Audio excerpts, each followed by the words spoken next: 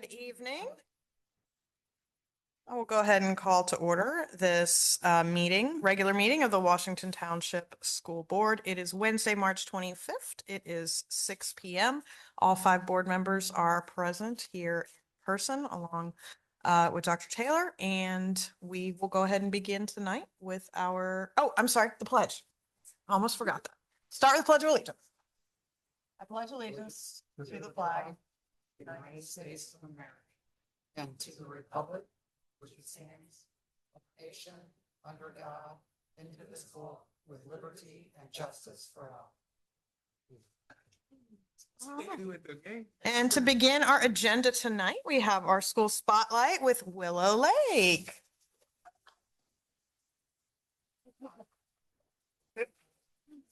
So Mrs. Brotherton, take it away.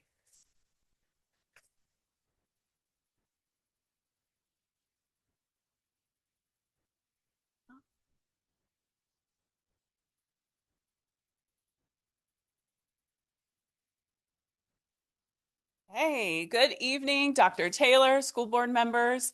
Thank you so much for the opportunity for me to represent the lake and the amazing things that we have accomplished so far this school year. So some celebrations to share with you in regarding staff. We're very proud of our 93.6% teacher retention. We have very low turnover at Willow Lake. That's something we're really proud of. For our climate and culture, we did not have any teacher resignations during this school year. We have continued to provide monthly professional development for our instructional assistants. We know typically they don't get as much training as our teachers and our certified staff, so we really pour into them and value them as educators. So we've continued to provide that so they have opportunities to grow as well. And we have tapped into a lot of teacher leaders at Willow Lake that have led some professional development for our staff as well, including Kagan practices and giving student feedback. Some celebrations on our student side, we have implemented the Junior Coach Program through Playworks, giving students an opportunity to be leaders through play. We continue to have our student ambassadors serve. Cub Club is a new addition this year. This is led by our PACES teacher, Mr. Agnew, and it's an opportunity to build inclusionary practices between general education students and students in the PACES program. All grade levels for the first time at Willow Lake have participated in field trips, at least one, if not 2. We launched student-led video announcements this year, so the whole crew is students, production, management, on-camera talent, and so that's been a fun addition to our student leader opportunities. We've been able to provide 14 after-school curricular clubs this year, and all students at Willow Lake have been part of goal setting, tracking their goals related to EDIBLE skills from beginning of the school year benchmark throughout the rest of the school year. And for our school community, we continue to have quarterly Lion Pride groups. This is an opportunity for students to build relationships with peers and adults outside of their grade level during community building activities each quarter. We are in year 3 of All Pro Dad, and we have a 47% participation increase over the last 2 years. First year with Playworks, so again, providing students opportunities to learn through appropriate play. And we're proud of the 13 community partners that we currently have at Willow Lake who help with housing, health insurance, tutoring, a food pantry, extracurricular activities, and mentoring. Okay, so some of our goal progress. I am especially excited to share the data that is on this slide. We have made a ton of progress and academic growth this year. Our student attendance has increased by close to 2% since last school year. We have a lot of celebrating to do on the iLearn front from checkpoint 1 to 2. We had a proficiency growth of 4% in math and 10% English language arts.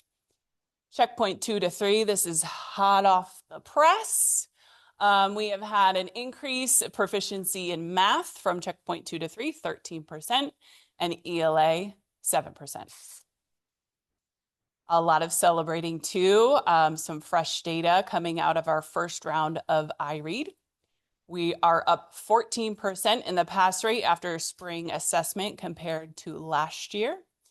And we are on trajectory to pass 80% pass rate by the end of summer school, which will be the highest pass rate in Willow Lake's history.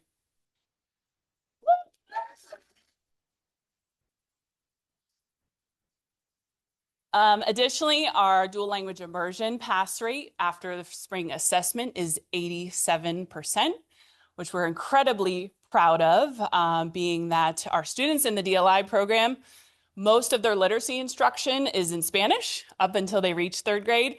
So this is evidence that the language is bridging and they're able to apply the skills they're learning in English to Spanish and Spanish to English. Another iRead celebration, not on there, but I do want to note is Willow Lake does have the most E&L students out of all the elementary schools in the district. We also have the highest pass rate for E&L students in iRead with 73% after round 1. Woo. Our STAMP data, this is for students in the DLI program. This measures Spanish proficiency.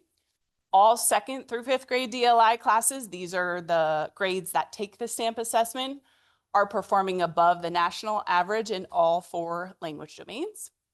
And we've had an increase in 8% from DIBELS beginning of the year to middle of the year.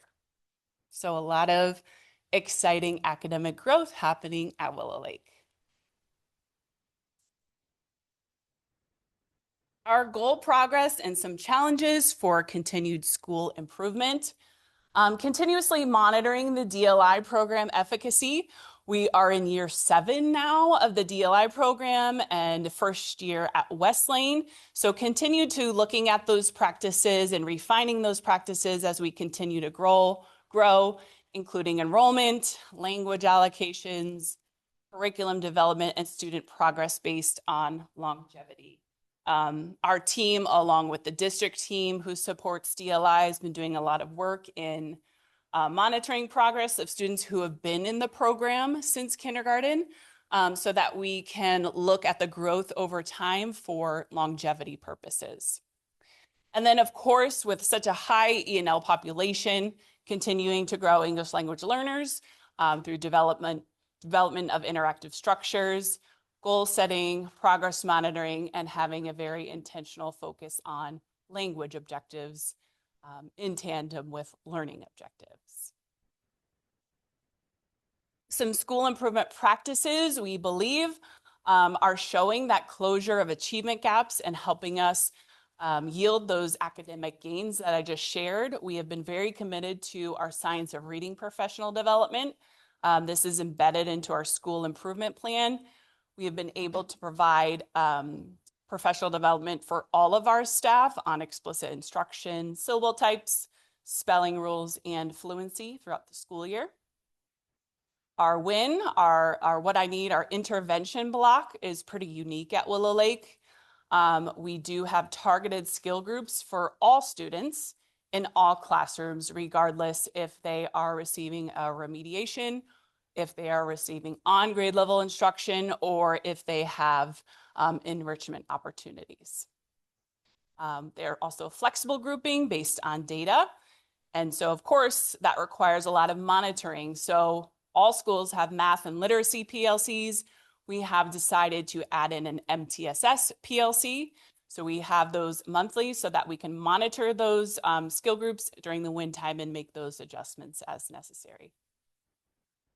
We have done a lot of work with curriculum enhancements, knowing that it's so important for our students to be able to access our Tier 1 instruction and curriculum. So meeting with teams for extended planning and making sure that we have the appropriate scaffolds and supports for our Tier 1 instruction so students can access that grade level curriculum. Again, tapping into our teacher leaders in the building, having them share their expertise, knowing that Tyler and I and our coaches are not the only ones with expertise in our building. They've been able to share theirs through Kagan Structures. We have a whole Kagan team in the building. They've been able to share their feedback ideas, whether that's through math, exit tickets, or check-in, check-outs for behavior. And then we've also had lab classrooms as well for those interactive structures. Our instructional leadership team has been very committed for doing classroom walkthroughs in foundations, not just as we launched the school year with foundations, but we have done them quarterly, giving teachers feedback on that. We just started our math classroom walkthroughs, knowing we have been in EM squared for several years now, but we want to make sure we are continuing to grow in our practices with our math curriculum. And then tier 1 accessibility, which has been done through the work of our MTSS core team. All right, it is time for our special recognition. I am proud to recognize Delvante Diaz as our Portrait of a Panther Award winner.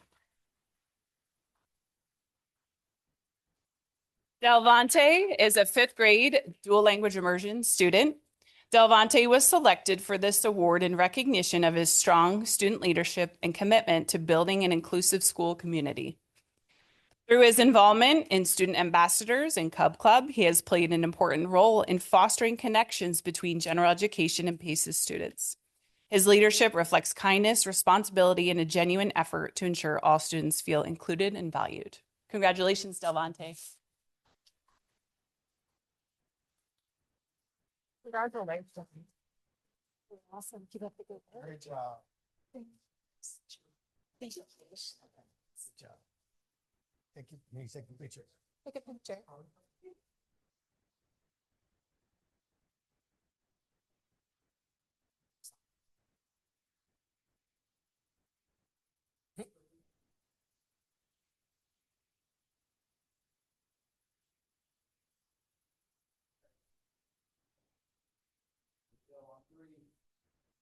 And everybody stay, because I gotta get you there.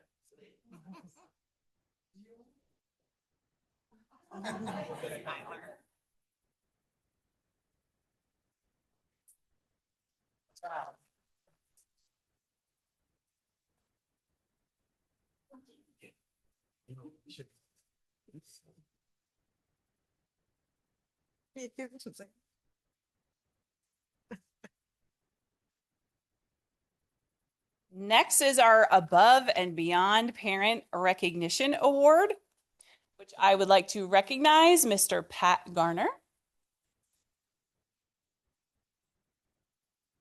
Mr. Garner is truly deserving of the Parent Above and Beyond Award for his unwavering commitment to Willow Lake. He generously volunteers his time as our all-pro dad leader, flag football coach, and girls track and field co-coach, consistently showing up for our students in meaningful ways. Beyond that, he can be found helping in the cafeteria during his lunch breaks or even substituting on his days off. His dedication, positivity, and willingness to serve make a lasting impact on our school community. Thank you, Mr. Garner. Thank you so much.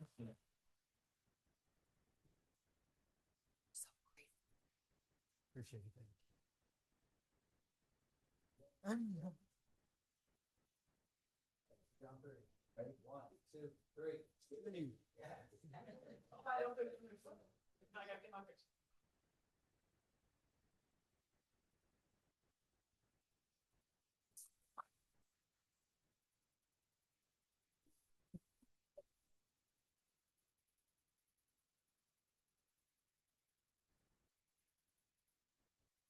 All right, for our supportive partnership recognition, I would like to recognize Annie Serena, the program director of the Dyslexia Institute of Indiana. Annie is a valued recipient of our Community Partner Award for her impactful partnership with the Dyslexia Institute of Indiana. Through this collaboration, she has helped strengthen our ability to support students by providing expertise, resources, and guidance that directly benefit both staff and students. We deeply value this partnership as it enhances our instructional practices, builds staff capacity, and ensures our students receive the targeted support they need to be successful readers. Thank you.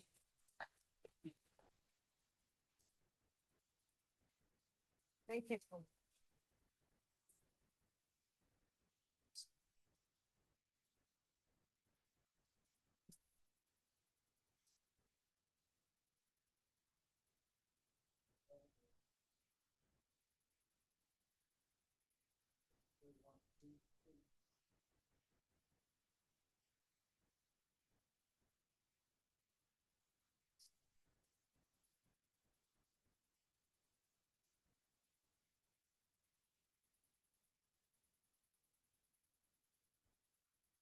To highlight our foundation support, Willow Lake, I think Emily Kaiser would also share this sentiment.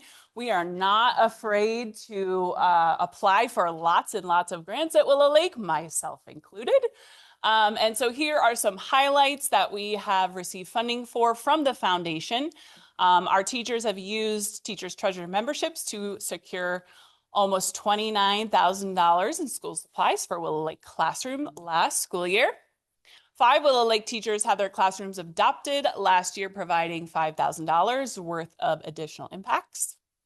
4 Willow Lake staff members took advantage of our dollar for dollar donors choose match and completed projects valued at close to $2,000. And this school year, Willow Lake has been awarded 7 school-specific grants, totaling $10,200. Since the school opened in 2019, we have received over $90,000 in grants funding alone. So thank you, Foundation.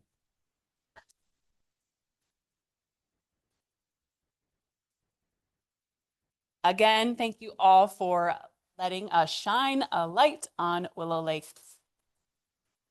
Thank you very much. Right.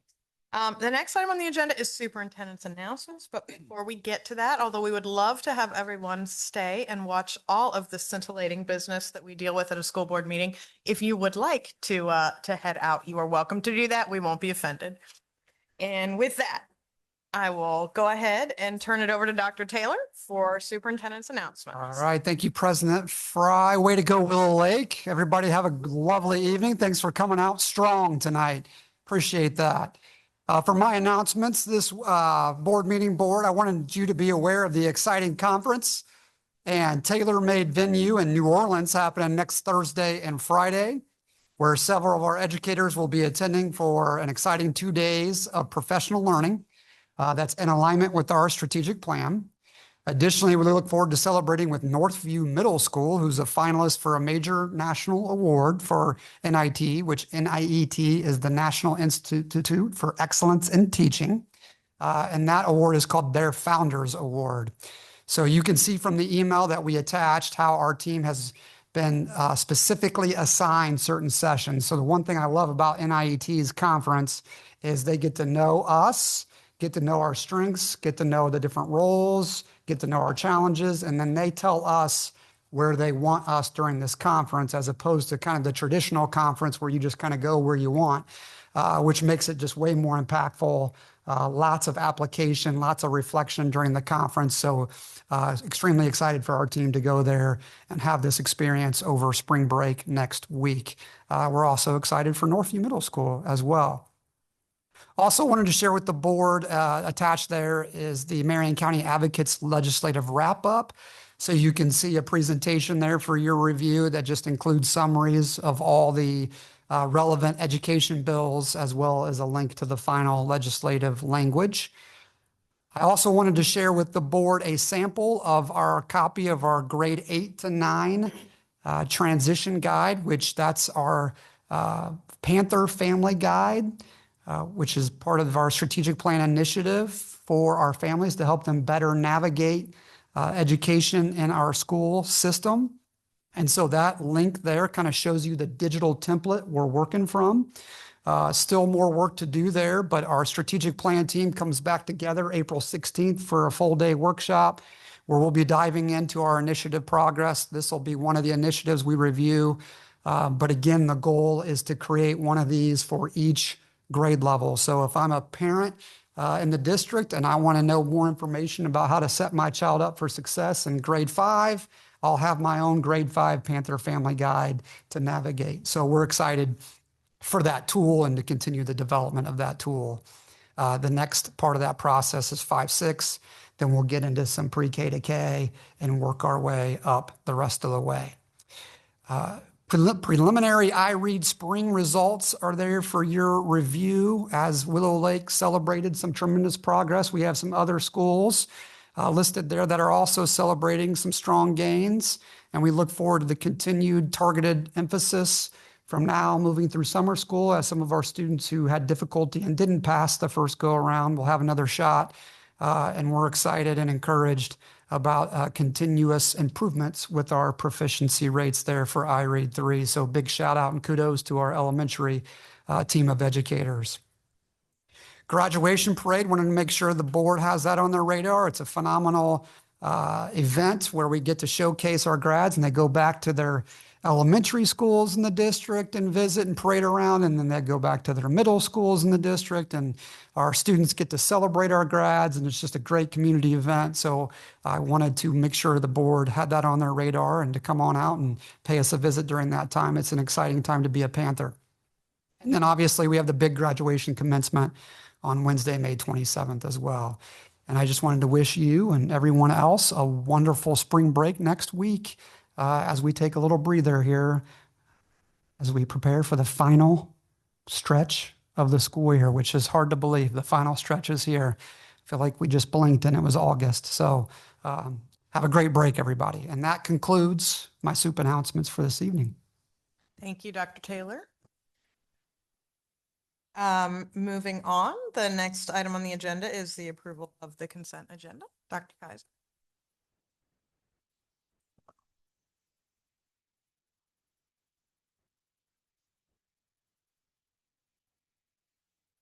Thank you, Dr. Taylor, President Fry, members of the school board. I recommend that you approve the consent agenda for this meeting. The consent agenda includes approval of the minutes of the March 11th, 2026 regular board meeting, approval of one payroll calculation summary report, a claims docket in the amount of $4,815,708.26, a human resources report containing for classified personnel 10 new hires, numbers 251 to 260, 5 resignations, numbers 130 to 134, 1 retirement, number 5, 3 terminations, numbers 23 through 25, and 5 leaves, numbers 44 through 48.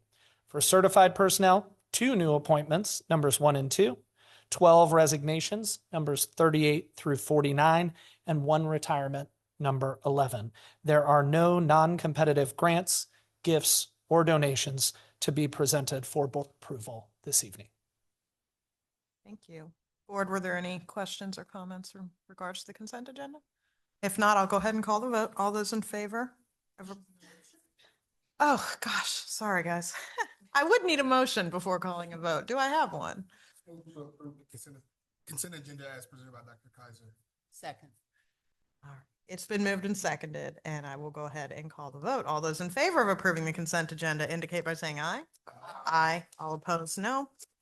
The ayes have it 5-0. Thank you, Dr. Kaiser. All right. Next item on the agenda would be our comments from the public. We did not have anyone sign in to speak, but if there is anyone who would like to address the school board at this time, I'd invite you to make your way to the podium. Give it a minute. All right, seeing none, we'll go ahead and move on to the next agenda item. Moving on to our action items. Number 1 is our secondary literacy adoption. Ms. Conti.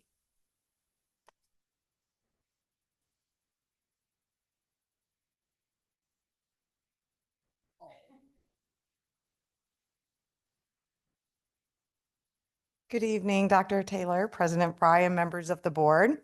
Tonight, I'm here on behalf of the Teaching and Learning Division to request your approval of the new secondary English Language Arts curricular materials. This recommendation is the result of a thorough 2-year multi-phase evaluation process. This process included deep analysis of student performance data, surveys, and instructional walkthroughs, along with professional learning grounded in the science of reading, the science of learning, and the science of writing, and multiple pilot cycles to test effectiveness in our classrooms. The proposed adoption includes Amplify ELA for grades 6 through 8, HMH into literature for grades 9 and 10, and Writable as a cross-disciplinary writing platform for grades 6 through 12.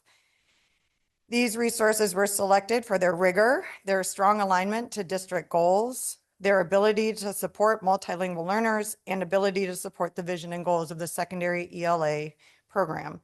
Most importantly, during the pilot process, we saw meaningful improvements in student engagement, writing stamina, and continued growth in student outcomes as measured by the iLearn checkpoints in middle school.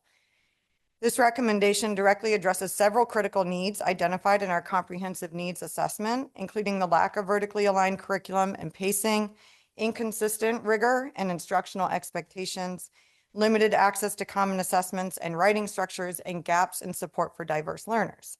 This adoption will establish a guaranteed and viable curriculum across the secondary schools, strengthen instructional coherence, and advance our district's priority of ensuring rigorous instruction for all.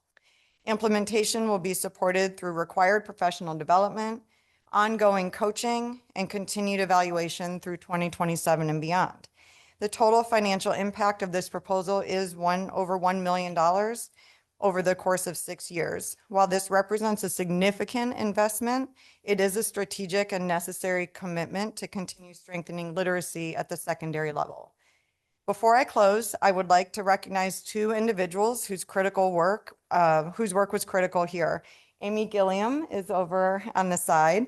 She's our middle school ELA instructional coach, and she brought a thoughtful and student-centered approach that kept the committee grounded in evidence throughout the entire process. And Greg Lineweaver, he is North Central's English and Library Sciences co-chair. I have to switch from English department. And he was an essential partner, ensuring that the unique needs of North Central were represented and consistently challenging our group to think deeply and consider multiple perspectives. At this time, I'm happy to answer any questions. And if I can't answer them, that's also why I have them here. Board questions? Yes. This is just basically like textbook adoption though, essentially, right? Yes.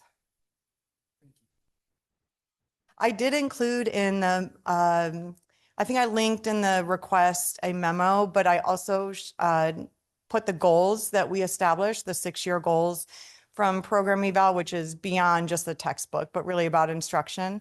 And then also our vision for what we expect to walk in our classrooms.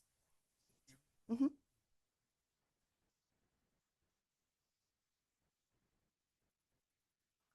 I'm sorry, there were, some of that information wasn't in board docs. So I was a little thrown off because I was expecting some of that as well. It was sent out to us separately. So any other questions? I guess I have a couple. As Mr. Thompson kind of referred to it as textbook adoption. I mean, is it accurate that this is more along the lines of kind of what we went through a couple of years ago with elementary in terms of really integrating a full curriculum approach? Yes, so when we talk about curriculum, at least in the secondary space, but it really is everywhere, textbooks are really a small part of that. So this request is really about the materials that we'll use. But when we consider curriculum, we think about the pacing and the curriculum maps, the common summative assessments, the common rubrics that we would use, and then also the instruction that we'd like to see. And then the textbooks, we went through program eval and really talked about all of that for almost a full year before we ever talked about what book we were going to look at, because we really wanted to know who we were and what was best practice in literacy. We really needed to get our educators grounded in the science of reading, even at the secondary space, because they'll tell you they didn't go to school to teach kids how to read, but we have kids who can't read. So we had to really work on our learning. And then once we felt like we had a good foundation, we said, what materials will help us get where we know we need to be? Whereas in the past, a lot of the process is just about the stuff and not really about the values that we hold within it. So we waited on the textbooks until the second year to pilot, and then really made sure that what we chose would help us get where we wanted to be instructionally.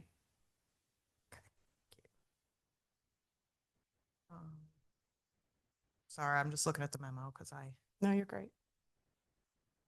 And I'll add too, Writable is a writing platform, and that is going to be used in our social studies classrooms next year, sort of as a pilot as they go through their program evaluation and adoption. I haven't really told them that all the way yet, but they'll be excited. I know it. Because I've been building up the disciplinary literacy piece, so they'll be really excited to use it. Our E&L, we've already met, and they've already talked about how they can see the benefits there, and then we'll expand it out to science after social studies uses it. So, and then teachers can see each other's writing, they can see each other's feedback, they can watch student growth over the years. So we're really excited about that. great. Thank you. I'm sorry, just one last question. I was curious about the pilots. Looks like it mentions you did full pilot implementation of selected curricular resources last school year. Yes. Can you tell me a little bit more about what, like, to what extent was it like one classroom? Like what were the actual pilots that were done? So the pilots, it was intense, and maybe it's normal for the elementary space, but to full pilot in a secondary space is not common. So we met, the committee made all the decisions. 6 through grade 10 wanted everybody piloting every class every day. And so we went all in with Amplify first. We started the year with Amplify. We did an entire almost quarter of Amplify. Because I think it was their first experience, we definitely had bumps. Amplify is extremely rigorous. It is CKLA, and the elementary is Amplify, and so it's the expansion of that. We heard the rigor issue in elementary when they first got it, but I think as they got into it, it was different. It was a different material than they've ever used. So then we switched to HMH at the quarter. While we were doing Amplify in the middle school, the high school is using Savas and Vision. And then in second quarter, both the high school and middle school engaged in a pilot with HMH. That went much smoother for the middle school because that's a more traditional program. And so that was their comfort zone.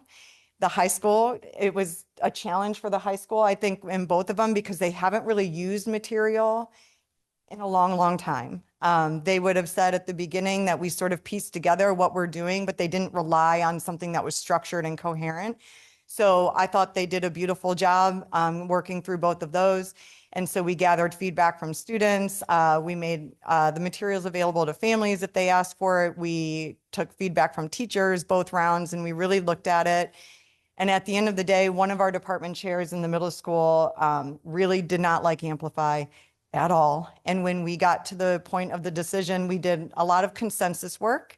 And so one of them was putting down your color, green, red, yellow, about where you were without any conversation. And she was green.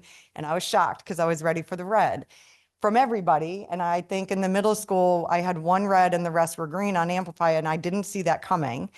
And her comment was, we could go with HMH, but that's what we've always done, and we're not getting anywhere. So if we're going to do better for our kids, we have to go with Amplify. It's more rigorous. The kids were clearly more engaged, and we're just going to have to work through how to adapt as teachers. So I thought that was very insightful because they really made student-centered decisions, and it was wonderful to hear. So. Okay, great. Thank you. That helps me a lot. That's all my questions, Ms. Horkruger. Just a quick one. You referenced professional development moving Yes. forward with implementation. Can you just give us a minute, like what that might look like? Yes, so in the middle school with Amplify, May 6th, we have them coming virtually in person for a half day, and it will be our department chairs, our instructional coaches, and a building level administrator of their choosing, an AP or a principal. And this is about leadership. Implementation, like what is Amplify's philosophy? Why might it look different than what you're used to seeing in the classroom? When you walk through, what should you see? May 29th, we have our first training for teachers. And so that's a full day training. They'll get another little intro, but then really work on backwards design using the assessments and the lessons in Amplify so that teachers can make the best decisions when they're planning using the materials. That is optional required training is required, but that is optional because it's off their contract. So if they come, they will be paid. If not, we have a day in August that's a half day on one of the teacher work days that for any new teacher or any teacher that misses on May 29th, we'll bring them together for just a condensed version. The backwards planning piece won't be addressed there, but I have Amy who will go work with the teachers individually through coaching, job embedded coaching. And then for HMH, for the high school, Greg is still working on which dates that he's going to have, but probably a similar model of where there's an option in the summer for teachers to come and have a little bit slower time and more engagement. And then in the fall for those who can't make it. And then we already have touch points for the middle school throughout. We have some coaching that they will come in and work specifically with Amy and our department chairs so that they can lead within their buildings. So, you're welcome. And I'm sorry, I did have one more question. And I think I already know the answer because I know Mr. Lineweaver, but I'm asking this because if you read some newspapers and media outlets these days, they are all bemoaning the fact that kids don't have to read full books anymore. Yes. So I wanted to ask you and get assurance, are kids going to still read full books? And just for fun, I'll even put you on the spot and say, name me a couple like full novels the kids are going to read. Okay, so I can answer the first part, but this is your second part is why they're sitting here.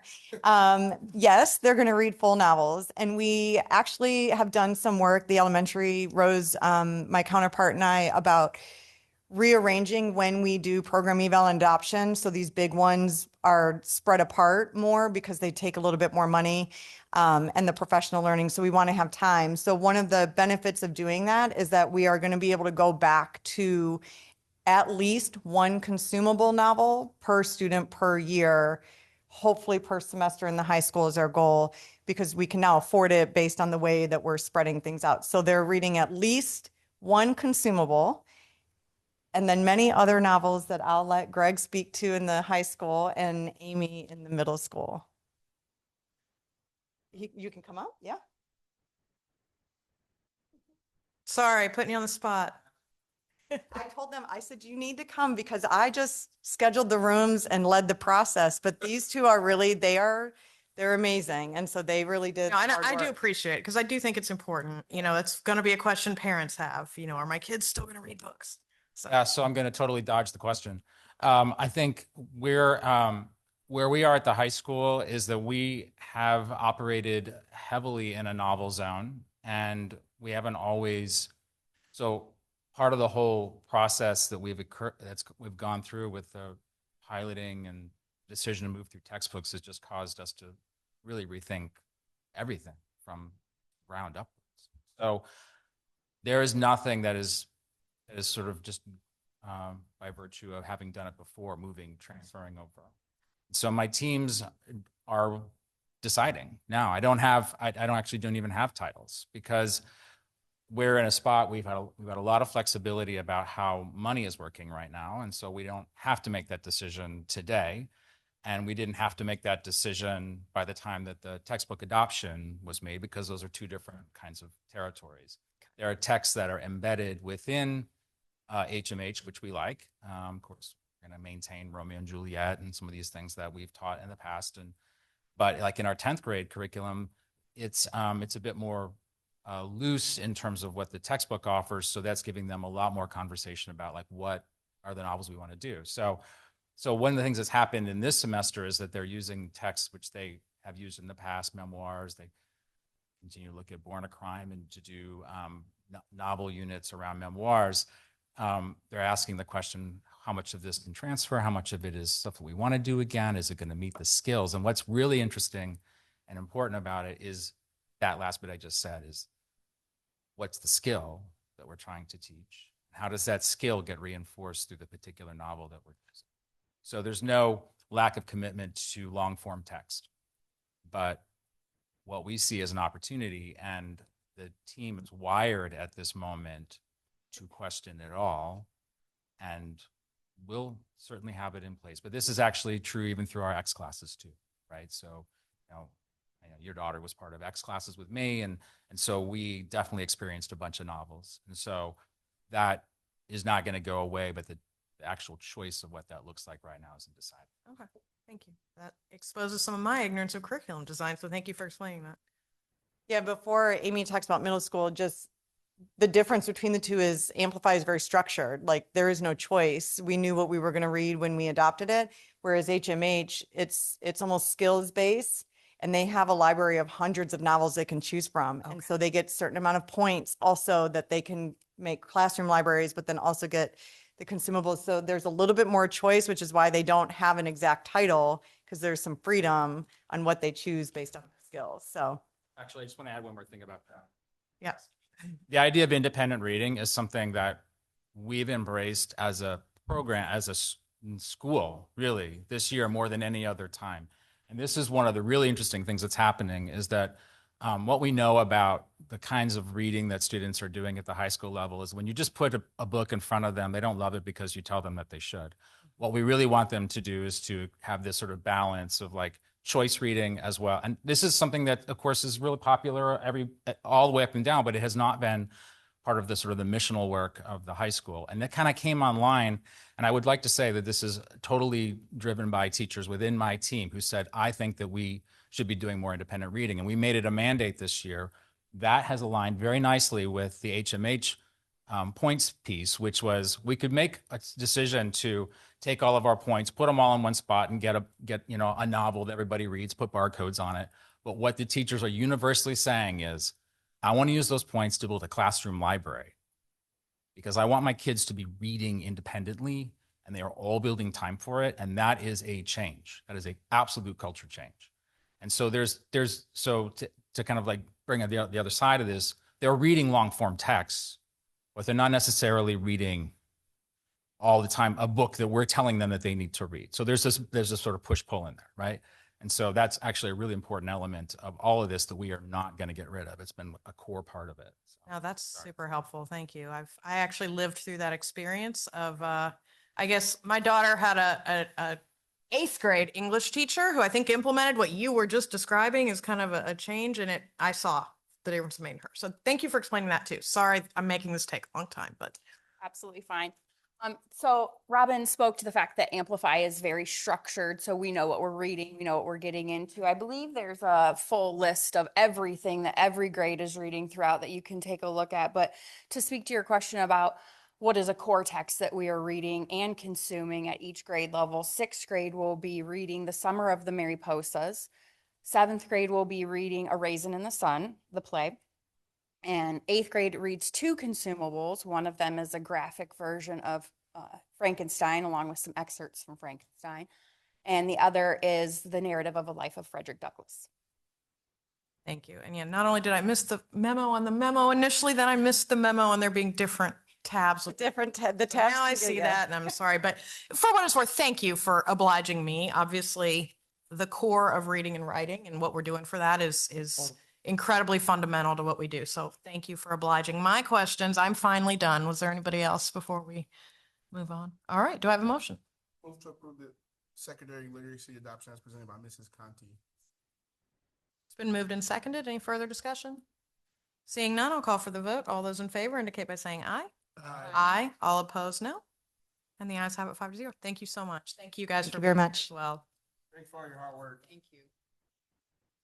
All right, moving on. Action item number 2, Indiana Online Summer School Agreement. Mrs. Korn. Good to see you. Good evening, Dr. Taylor, President Fry, and members of the board. I'm here tonight to seek your approval of the Indiana Online Summer Contract 2026.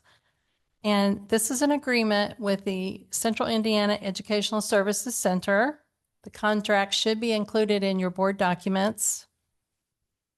This is a program where summer school courses are offered to high school students from the date of June 4th to July 19th. Students who are interested may sign up for one course, typically no more, due to the fact that it is just 6 weeks. I'm happy to answer any questions that you might have about Indiana Online or anything related to summer school for this coming summer. Board questions? I have one. So the curriculum that will be offered, how does that work? Okay, generally the curriculum, it's courses that are taken for credit recovery. There will be a few exceptions to that. For example, students who want to take pre-calculus algebra or pre-calculus trig may be trying to get ahead to try to get to AP Calc BC or a dual credit math class, perhaps their senior year, junior or senior year if they're highly accelerated. The only other opportunity that I could see that might be an exception would be government and or economics. We are going to offer government and economics along with certain sciences, English, math through Edmentum this summer, which will all be virtual through North Central. If we fill up, what I would call fill up, if our enrollment skyrockets in government and econ, there may be a need to either try to get another teacher to supervise Edmentum or to allow students to take government or econ through Indiana Online if we run out of seats. Sorry, go ahead, Mr. Johnson. Is there still gonna be traditional summer school though, like where there's North Central teachers teaching for like the 15 days or whatever? There will be no in-person summer school. It will all be virtual. We will be having or trying to offer 6 Canvas classes with North Central teachers.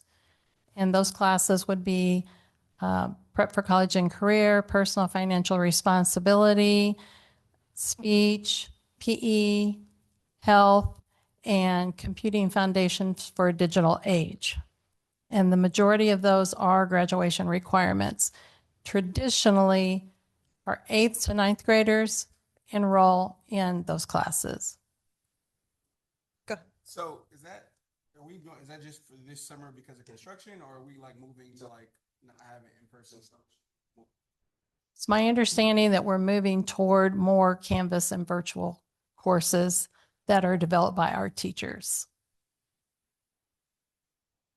Yeah, why? You want to join? So, Yeah, and if I could, sorry, just to tag on to that, this is the first year we haven't done any kind of in-person for summer, right? Okay, that's what I thought. Right. Oh, well, COVID. I don't count anything that happened in COVID. 2020. So I'll just kind of Go ahead. piggyback on some of the things Mrs. Korn has shared. We've been collaborating together probably for the past few years on Right. North Central Summer School. I think it was 3 years ago, we shifted PE from in-person to online because we began really outweighed our resources to have PE in person. And also many families had said that they needed more flexibility in their summer schedule and wanted to take the PE for credit, but weren't able to get there consistently on all 15 of those days. What we've seen over the past 3 years is that many students register for summer school and a very small percentage of them are there for all 15 days. And so, in fact, a small percentage of them are there for 10 of the days. Correct. And so as we've looked and worked closely with Mrs. Smith on the reimbursement for summer school, it really doesn't make sense to continue an in-person running the buses, especially when we sometimes have 2 or 3 students on a bus, running the lunches, and then planning for such a large group and seeing such a small group enroll. Part of that also is a result of the state's change a couple of years ago with us no longer able to collect fees. And so summer school is completely paid for through our district funds and then what we're able to collect through reimbursement, but we have not been able to submit as many courses for reimbursement through the state in recent years because of the low attendance rate at summer school. So we're thinking the virtual option will still provide students with an opportunity to get the credit. But of course, we love to see our kids in the summer too, but it just has not been a good investment for multiple years, even though we've provided quite a few opportunities for outreach over those 15 days trying to get students in, but we've just seen very low attendance. And Dr. Seaver, Ms. Korn, it's my understanding too, it's pretty common that our neighbors have also moved to full virtual in the summer as well for the same exact reason, correct? One of the only Yeah, in we're the area one of the last since ones. COVID that had in-person summer school. That actually did trigger another question in my mind. Ballpark, not asking for exact number, but of kids who enroll in these Indiana online summer school classes, what percent are actually finishing them and getting the credit? It depends on the course. Yes. Well, yeah, so Class. yeah, We but find that our students in science and social studies do much better than the English and math. We are working really closely with our English and math department here on what credit recovery looks like in those courses, because summer school is really not the best to try to recoup a credit in 3 weeks that you were not able to successfully master in a full semester. So really looking at what we're doing during the school year, we do find a really high success rate in the courses where students are getting ahead, like government and econ. I think those is same. Yeah, and the math as well, the ones that take the pre-cal, whether it's algebra or trig, generally our success rate, pass rate has been around 90 to 93%. thank you. Any other questions, board? All right, seeing none, do I have a motion? Move to approve the Indiana Online Summer School Agreement as presented by Mrs. Cohen. I'll second. It's been moved and seconded. Any further discussion? I'll go ahead and call for the vote. All those in favor indicate by saying aye. Aye. All opposed, no. The ayes have it. Thank you so much. Action item number 3, Mr. Funk, approval of freestyle contract agreement. Good evening, Madam President, Dr. Taylor, members of the board. I'm here tonight seeking board approval for the 26-27 cosmetology contract between the J. Everett Light Career Center and Freestyle Academy. Freestyle Academy is an off-site cosmetology program that is housed in Lebanon, Indiana. Freestyle has been a partner with the J. Everett Light Career Center for 21 years and provides cosmetology services to our Boone County students from Zionsville High School. We contract with Freestyle Academy because we do not have enough seats to accommodate the sending school request for our cosmetology program at the J. Everett Light Career Center. Freestyle Academy provides the same services and quality education with a licensed teacher that we do at the Career Center. Freestyle will be paid $3,280 per pupil enrolled for an estimated total of $89,000 for the 26-27 school year. Adjustments will be made after count day. Freestyle will then invoice Washington Township Schools and the J. Everett Light Career Center at the end of each month for their monthly services. Payments will be mailed and or picked up by Freestyle from the Washington Township Business Services Office. Freestyle will be paid monthly starting July 26th through June of 2027. I will answer any questions that you have at this time. Board, any questions? I know this is one we see every year, so. It's okay. Okay. If there's no questions, I have a motion. I move that we approve the freestyle contract agreement for 26-27 as presented by Mr. Funk. Second. It's been moved and seconded. Any further discussion?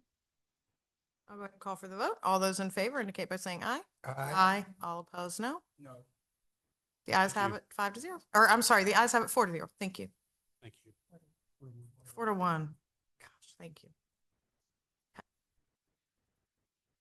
All right, moving on. Number 4, Mr. Boots, capital project change orders. Thank you, Madam President. Good evening, members of the board and Dr. Taylor. I am here this evening asking for approval of 2 project change orders.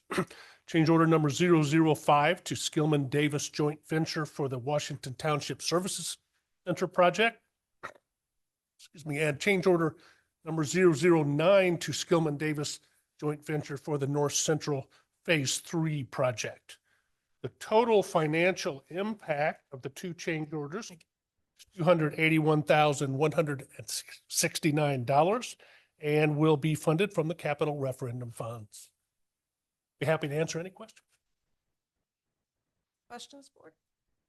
Mr. Trunk? I do have this one. I've asked questions similar to this all these years you've been doing these reports, right?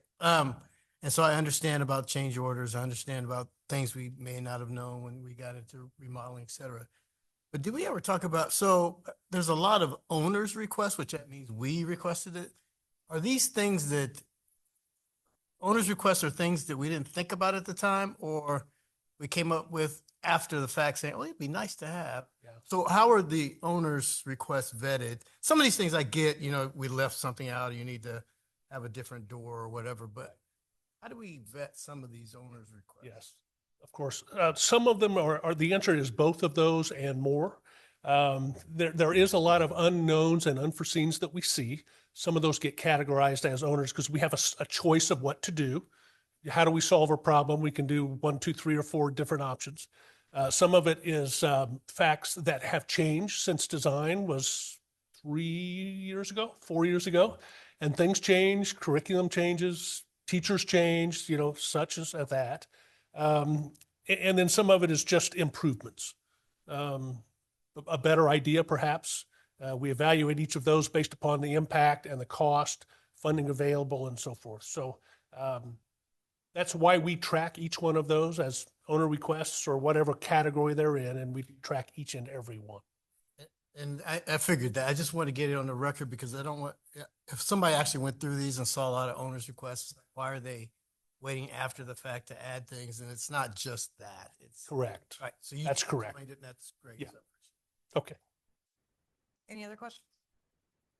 I have a follow-up to that. As I was reading through the list, is it that it was done and then we looked at it and said, yeah, I don't like it, change it?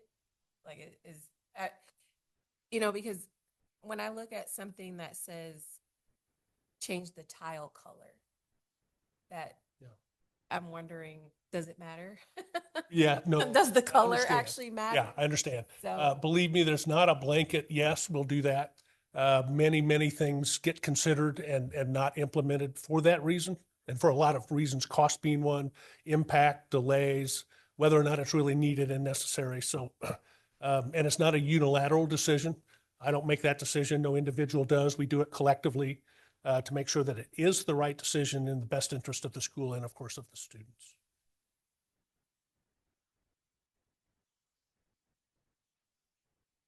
Anything else? You look like you might have a follow-up. No, I'll follow up offline because I could take this way down a rabbit hole that we don't need to go down right now. If there's no more questions, do I have a motion? Move to approve the 2016-2020 capital project change orders as presented by Mr. Boots. Second. Been moved and seconded. Any further discussion? Seeing none, I'll go ahead and call for the vote. All those in favor indicate by saying aye. Aye. All opposed, no. The ayes have it 5-0. Thank you, Mr. Boots. That concludes our action items for the evening. We do have 2 informational items this evening, so I will go ahead and call up our team who will be presenting on school safety and mental health today. And Dr. Kaiser, I'll let you introduce everyone else and take it away. Absolutely. Thank you.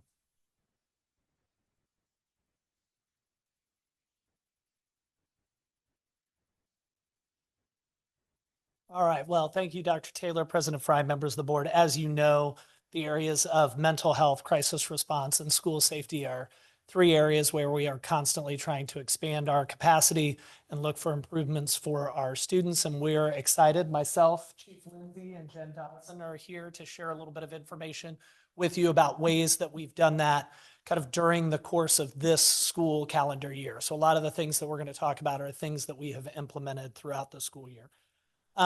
For both you as a reminder and for the public, we started several years ago really thinking about school safety, mental health, and our processes in terms of the ecosystem within our schools. And we refer to that as EcoShield, which is the idea of if you have a healthy structure and ecosystem that includes the people in the system, systems that we put in place to support students and the kids themselves, then you have a healthy safety environment, a healthy mental health environment. And so that really plays out in 4 ways when we think about it. The first is prevention. Those are the ways that we make sure that we can stop incidents before they're occurring. Things like ways and systems that students can report concerns to us and they can be followed up on. We think about preparation. Probably the face of that that's most familiar to you is our building-wide drills, where we look at how will we be prepared if an incident were to happen. Our meetings of our school emergency response teams, our district safety committees. And then the third area is response. How do we respond when there's a crisis? Again, the face of that is probably that you're most familiar with is our district emergency plans that lay out step by step the steps that we will take to respond in a situation. And then finally, the one that arguably in the public gets the least attention, but is at times arguably the most important, is restoration, right? How do we come back after a situation that has happened in a school, and how do we move back toward healthy environments to get back to the teaching and learning process? So we're going to start with Mrs. Dodson, I believe, sharing a little bit about some of our instruction in that area for students. Good evening. As Dr. Kaiser mentioned, the first tenet of EcoShield is prevent. And so prevent really for us, we like to say that it is all students and it is tier 1 and it is social emotional learning instruction. And so this is what we see as proactive mental health support. This is supporting a positive learning environment. So about a year ago, you saw me up here sharing information about some curriculum adoption in the elementary space. And what I would share is over the course of the last year, we have seen a renewed focus on skill building and common vocabulary. What you would need to know is that our SEL, no matter if we're starting at the early learning center, going up through the high school, it obviously looks very different for different developmental levels. But we do have pacing guides that we follow just like we would for other curriculum. And I would share that Komochis is a bright spot. You can see the little picture of some of our Komochis characters at the bottom. And early data out of some schools is correlating high quality implementation of Komochis with fewer discipline referrals. On the next slide, I want to highlight some data that really excites me. And so what you can see is in the colors of the graph, yellow would be our teachers who implement Komochis multiple times throughout the day. These are 5 to 10-minute lessons that are intended to happen during morning meeting, but also can happen throughout the day. If there's a little situation that happens at recess, we can come in, do a 5-minute lesson and move on with our day and be ready to learn. And what we found is that in some of the areas that I'd mentioned, that this SEL supports learning, that it helps students in managing conflict, that it helps students understand emotions. The yellow would be our teachers who implement Komochis multiple times throughout the day had a strongly agree that the curriculum supports in those areas. And then flip that down. If you look in the orange, those would be our teachers who reported that they sporadically implemented the curriculum, that no, it didn't help. But the teachers who did it consistently with high fidelity are seeing great success in their classroom. And that's something we're really excited to share out, even so early into implementation. Additionally, I think you guys are all aware that one of the things that we've done is we've really looked at our suicide screening data and identified the winter months of January and February as times when we see an increase in those screenings. And so based on that data, we do You Matter Week as a preventative approach to remind students about the fact that they matter and that their school community matters. And so what you can see on the screen is that this was celebrated beginning at pre-K at the Early Learning Center, all the way through all of our buildings, including the Career Center, True North, and we had whole school developmentally appropriate Tier 1 wellness initiatives that were done across the school, but then also reinforced by separate lessons that were done by either the school counselor or the school social worker. But you can see our daily themes that we shared, and those were consistent across all schools, which is pretty cool. And then finally, for this little section of mental health, one of the things we talk a lot about and we get a lot of questions about is support for students who need more. And some students need a lot more. And so we have our school-based support that's provided by Cummins. So we wanted to report out, we do have one school that is on a hold for accepting referrals. We have one school that is on what they call a prioritized log, which means if it is a high needs, they're going to staff those more high needs things, they might be able to push through, but they might not be able to accept all referrals. And then all other schools are actively accepting referrals and processing new students at this time, even at this point in the school year. We get asked sometimes about staffing vacancies. And so currently there are 3 elementary schools and 1 middle school with staffing vacancies. But I would add to that all of our schools have multiple come-in staff members. So when you hear that there's a vacancy, it does not mean that there's no come-in support in that school. Some of our buildings might have 3, 4 come-ins providers, just depending on the level of need in the caseload.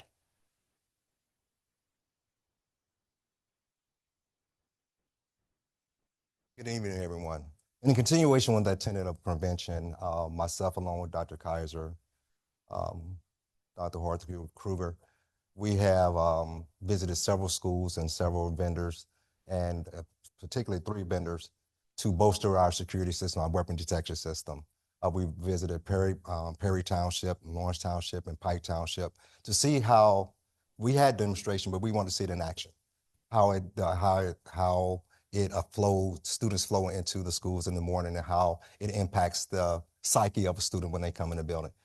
So it's very, very well received because based upon these surveys that we had with our staff, students, and our parents, pretty much on the surveys, it pretty much the same thing as where parents, they would say, well, we want to bolster our security at our school. Students, they want the same, and also the staff members, they do as well. But one thing they did say, they were worried about how that would impact their arrival time. But that's something that we'll work through. We had one on-site demonstration on last week that was through Extract One, and then we just had one on yesterday with Evolve System, which is through ERS, which is a local company as well. And also with that Extract One, with whatever unit we would try to acquire, we're going to try to use those in the summer months when we do have certain things going on at the school. So by the time school starts back, it won't be new to the staff members, it won't be new to the students, and nor will be new to the officers that will be operating those units.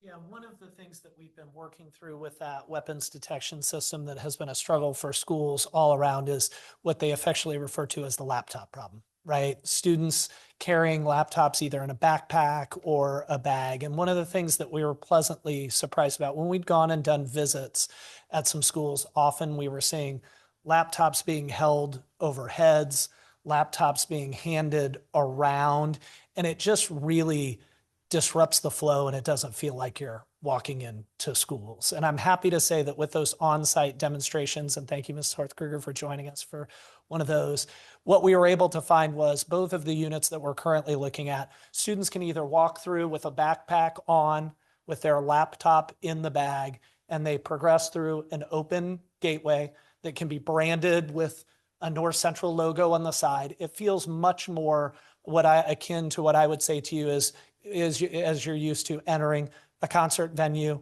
or an athletic event where I am passing through a gateway, but I'm not doing an active screening.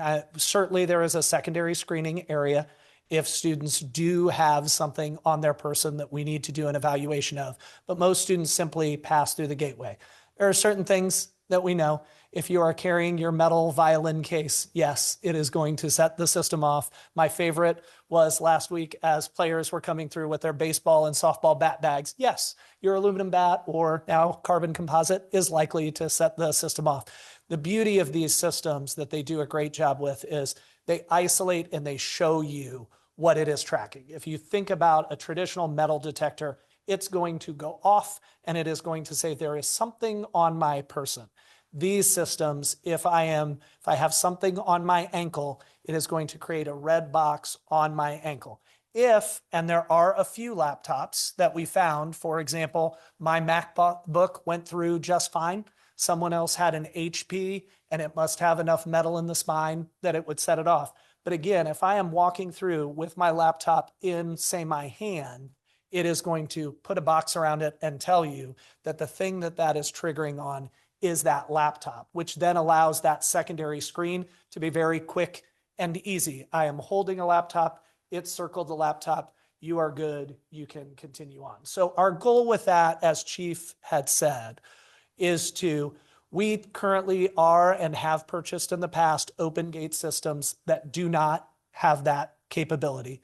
The ones we've been evaluating are much more capable of isolating, giving us a picture of where that is, and ignoring laptops as they come through. Our goal with that would be to present to you in May that we would like to recommend one of those systems, purchase one of those gateways that we will use in May at North Central, that we will then use over summer events at North Central, with the goal of getting both our staff and the kids used to those systems, and then coming back around with an eye toward later in the summer, potentially coming back to you saying, yes, we have used this system consistently over the end of the school year and at events, and coming with a more robust, where beginning sometime next school year, we likely will have a recommendation that we purchase enough gateways that on a daily basis, students are passing through. Those gateways that we've been evaluating, in general, somewhere between 3,500 and 4,000 people can pass through in an hour. So if you are talking about multiple gateways at multiple entrances, we do believe we can efficiently get our students in and through in buildings. And when we've gone for observations at other school districts, we have seen schools that are capable of getting the kids in a timely fashion where it doesn't feel like we've had to extend arrival or do those things. So that is our plan going forward, and we'll continue to keep you in the loop on that. One other additional thing we have done this year, this is not a new item, but we just wanted to talk to you about some enhancements to it. We've talked to you about our school safety dashboard before. That is a single dashboard that all administrators and some front office staff in buildings will have access to. So I can pull it up on my phone right now, and embedded within that school safety dashboard, we try to place all of the items that we believe that a school administrator would need when managing a situation. So all school safety plans are available there, guidance for very specific incidents. And this year we added several. So we added to the school safety dashboard, if there is a bus accident, there is guidance that is immediately accessible to all administrators on our procedures in a bus accident. We added guidance for student elopement when a student attempts to leave campus, specifically targeted toward when and where are administrators managing that. And as a student were to potentially get further away from campus and more into a dangerous intersection, at what point does that become a law enforcement piece where we need to partner with either our SROs or IMPD if a student was placing themselves in danger? Our Title IX reporting procedures. So if there is a Title IX report at a building, any administrator can pull up those steps for the Title IX document, and literally it walks them through what I need to do to investigate. Guidance for when a government agent arrives at school. That could be IMPD, that could be DCS if they arrive in the building and want to either speak to a student or need access to a student. Immediately an administrator can pull that up in their school safety dashboard and know what are the steps that I'm supposed to take. Staff injury reporting, it's the guidance for if a staff is injured on our property and you might have a workers' comp situation, that they can pull up. And then student injury reporting. When we have a student who gets injured, our school nurses and staff can pull that up. And then lastly, we added not a new item, but we updated our drug testing procedures. Again, all in that one singular location so that everyone knows they are always going to the most recent guidance when they pull that up.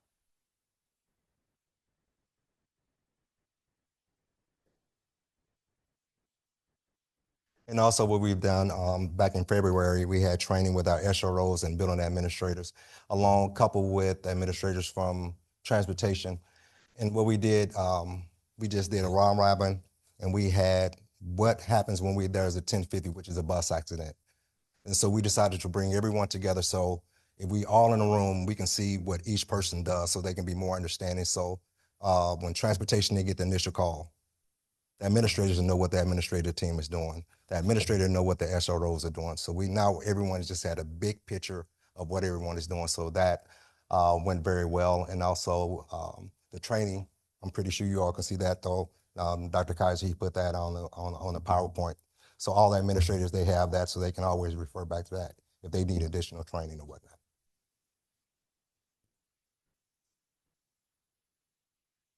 We additionally continued our PREPARE training. PREPARE is a system developed by the National Association of School Psychologists that helps us, again, with both school safety planning and crisis planning. So I was able to attend Workshop 1, which is for district-based administrators. I was with colleagues from Warren Township, Greenwood, and Pike Township, who are all there to continue that training. Additionally, Workshop 2 is our building-based prepared training. And this year we had social workers, counselors, and psychologists from Clearwater and the ELC, multiple administrators, and school resource officers that were all able to participate in that 2 days of prepare training. If it feels administrator heavy, it was a little bit this year because so many of our school counselors, psychologists, and social workers had already been trained and our SROs had already been trained. But at every building, there is at least one administrator, one school counselor, or one social worker who has been through prepare training in every one of our buildings. And we wanted to make sure that was the case. Threat assessment protocol reporting. This has been a real focus for us this year, which is systematizing the way that we address when there is some manner of threat. That could be a comment by a student. That could be a social media post by a student. That could be a report from a parent or a staff member about something that they have overheard. And we have worked very hard to coach our administrators that when that situation happens, and we are aware that someone has said they feel like there is a potential threat, that we need to make sure that that is thoroughly investigated. And so when that happens, the student, their parent or guardian, one of the mental health professionals in the building, usually a social worker or a counselor, a school administrator, an SRO, conduct a formal threat assessment where they evaluate the situation, they speak to the family, and then they fill out a series of questions to determine, is this a legitimate threat that we feel like needs to be addressed more intensely, or do we feel like we've been able to judge that as something that we can continue to have that student in the traditional school space? It feels odd to be excited about 116 threat assessments, right? But what I would tell you is when we find often situations where terrible things have happened in schools, one of the things that we often hear is there were signs and perhaps someone should have looked into it. What I am proud to say to you is that 116 means we are looking into things that I genuinely believe in other places are not being checked. The example that I will give you, and I love it, one of our bus aides reported recently that she was concerned because 2 elementary school students on the bus were having a conversation and she was hearing a lot of discussion of knives and stabbing and swords. So she went to her transportation personnel. They contacted the school. The family was contacted. They brought in the next student the next day and we did the threat assessment.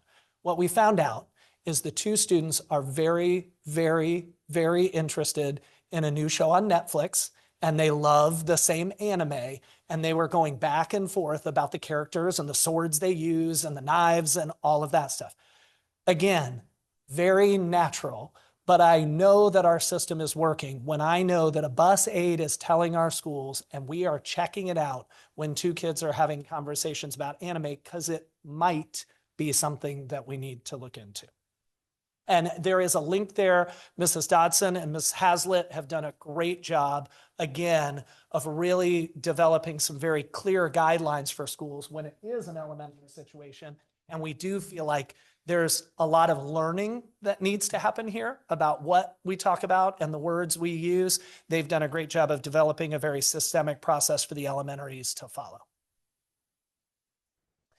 In addition, I just wanted to give you a little bit of data. As we have talked to you about before, we have stressed with our students our practice that is see it, hear it, report it. If you know about something, we want you to tell us about it. And one way that we do that is via this Help Me app that is accessible to our students. It's accessible to our staff. It's accessible to our parents. Anyone, any of you could make a Help Me report by going to our website or to the app. The activations there along the top, those are since the beginning of this school year. That is the number of people that have gone on and either activated the app online or activated the app on their phone. Doesn't mean that they've made a report. They might be looking for resources that are available there that tell you, here's ways if you're struggling with thoughts of harming yourself, here are resources and places and numbers that you can call. So it's not always to report to us. So those are the activations along the top. And then the submissions is where folks have told us, hey, there is something at my school that I feel like someone needs to look into. And those numbers are along the bottom with 2 at elementary, 7 at middle school, and 9 at high school. And then those come directly to Dr. Taylor and myself and the building administrator of that school. And we can tell you that all of those 18 submissions have been thoroughly investigated.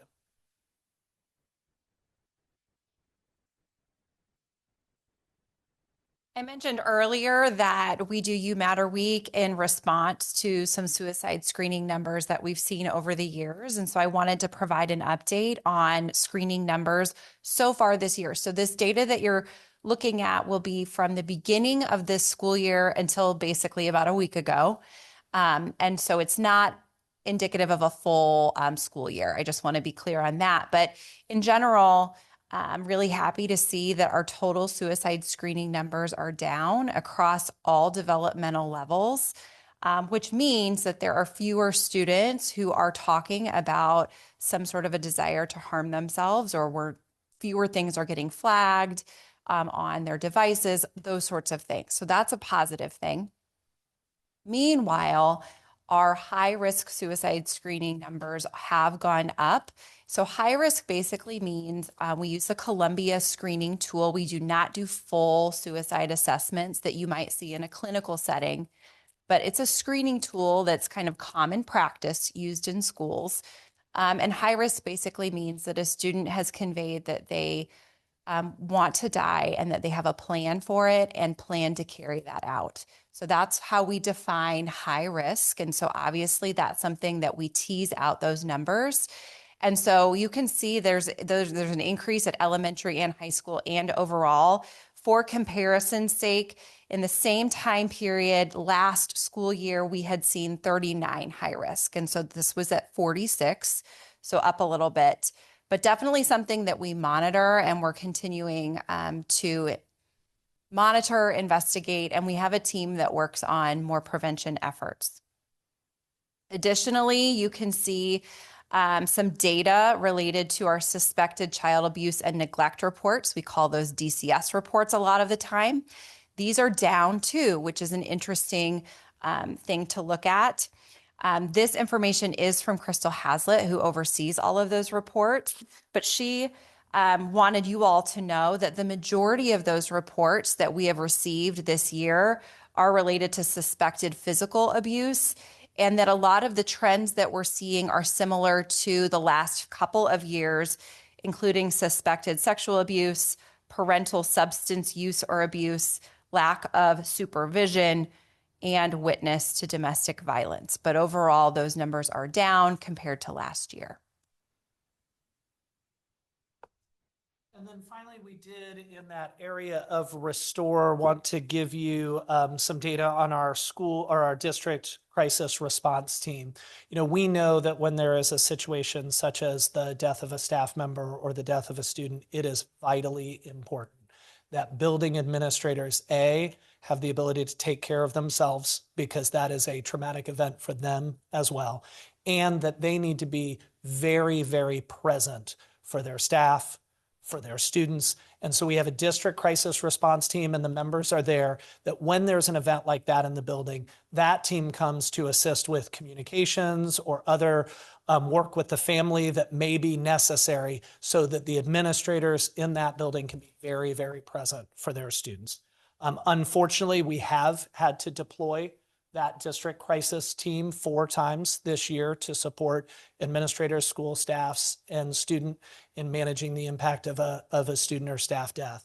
I can share with you the overall feedback that we have had from every one of those buildings that has experienced it, is how thankful they are that there are people who come in and organize the counselors that are there for the students to see, the counselors that are there for the staff to see, communications that may need to go out to families in general, so that they can be very, very present for those staff in those situations. So we hate to have to do it, but we are very, very proud that when we're doing it, we do it well. So this concludes our presentation, and we are, of course, happy to answer any questions that the board may have at this time on anything that we've covered. Mr. O'Shea? So I want to go back to the beginning. Yeah. Weapons detection. Yeah. I fully understand how the machines work, et cetera, but so is it our SROs that'll be doing the screening, and what does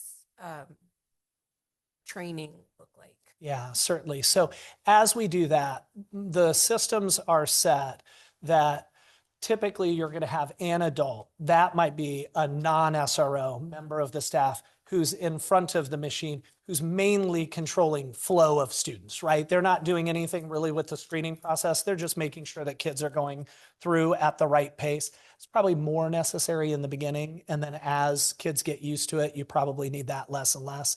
The second is going to be a staff member, could be an administrator, could be a teacher who's holding the iPad, and they're just recognizing when the system identifies that there's a secondary search necessary. So the system has put that red box around something.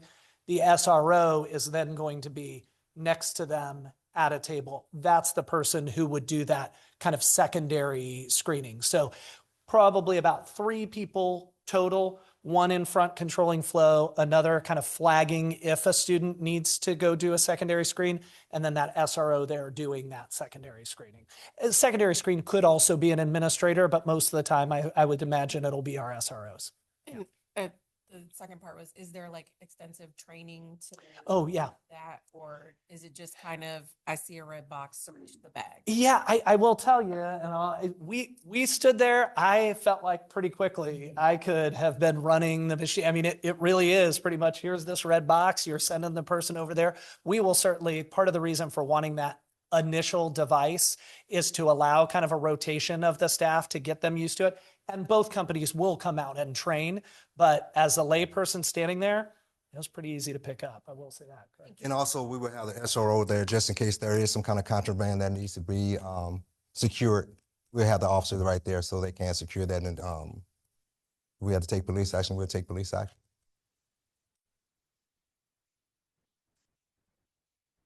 Board, more questions? No, I just wanted, if I may just comment, because that was my question too, when I was standing there watching. And it was a very seamless process. It really was very quick. They have these tablets that identify these boxes, and it went really very smoothly. But that was my concern too, is that who's going to be in charge if there is a need for a secondary search, and if that results in something that requires an SRO. So they are talking about how to have coverage at the high school, so that there's plenty of backup there. But otherwise, it was actually very seamless, and the kids didn't seem to be worried about it or upset about it. They're used to it. Unfortunately, this is our life right now, and that's a sad statement. But for us, we have to do what we have to do to keep our kids safe. So I think that is a priority, to make sure that these are staffed in ways that our team, our people feel comfortable and supported. Absolutely. Just make one quick comment. So I just so happened, this is funny, this is on the agenda for tonight, because I was at the McKenzie Center recently during the day when students were coming in, and I was near the front door, and I noticed how they would all walk in and they automatically lifted their laptops up. And I said, what are they doing? I didn't even think about a detection thing, but it was just automatic. So they're used, to your point, they get used to it, but it was just like an automatic thing just to hold your laptop up and keep on walking. Yeah, that's what we think. And FYI, not that many kids are wearing glasses. Eyeglass cases go off. Yeah, again, they'll go off with that open gate. What we found was that the Evolve system that we tested in the Extract 1, they were able to ignore the eyeglass. The big one, I'll just say, water bottles, the Stanleys, the Owalas, yep. If I hold like 3 of them together, but we saw a young lady go through with one in her backpack and one in her hand, and the system's able to differentiate because the 2 separately don't represent enough. So now, that depends. We can set it to a super high sensitivity that you might use for like a football game when people aren't carrying laptops, and you can detect more. So all of the systems do have the ability to grade that, but they have recommended school settings, which are great. And I assume if you're likely going to be coming back to us in April with a specific proposal, you'll we'll have Absolutely. lots more answers to questions and details then. Most certainly. And we'll obviously have those survey results and that for the board at that time as we get prepared for that full proposal and a rubric comparing. Absolutely. Yes. Okay, thank you. I did have a couple more questions for other folks. This first, actually, I think both of them that I have off the top of my head are from Ms. Dodson. Commons. I think we may have had this discussion before, I don't remember, but is it accurate that essentially the student has to have Medicaid in order to access? It really depends on the school. And I would say for most schools, yes, that is the case. It has to do with the licensing of the providers. And so if it is a provider that is on more of like initial license, then yes, those are going to be providers that are only able to bill Medicaid. We do have some providers, I think specifically, I know off the top of my head, we definitely have one at North Central. And I think we have some providers in maybe 2 or 3 other buildings that are able to accept other forms of insurance. But that continues to be an issue. I don't think that's a Cummins only issue. I think the reality is that school-based mental health tends to be a field where we have more of the younger professionals who might have that licensure. Okay. And a follow-up to that, what are people in the schools trained to do? If I'm a parent and I reach out and I say, hey, my kid is going through some stuff. I really need counseling. I've heard Cummins is here. I want to do school-based counseling, and they don't have Medicaid. And maybe, let's be honest, my good insurance has a $4,000 deductible, so I mean, if a family comes to you expressing my kid needs counseling and they don't have Medicaid, how are you directing them? Yeah, so that's a great question, actually. And what I would tell you is that school counselors and school social workers are trained. A big part of our training is referrals. So when is it appropriate to do a referral? When is it appropriate for me to take it on as a school counselor? As a school counselor or as a school social worker, we are not therapists. So we would not do ongoing therapy with a student. We would not do, that sort of like family sessions or things like that. So if it's determined that that is the level of need, we're always going to refer out. And certainly there's lots of places where we can refer that do accept insurance. They just don't happen to be school-based in many situations.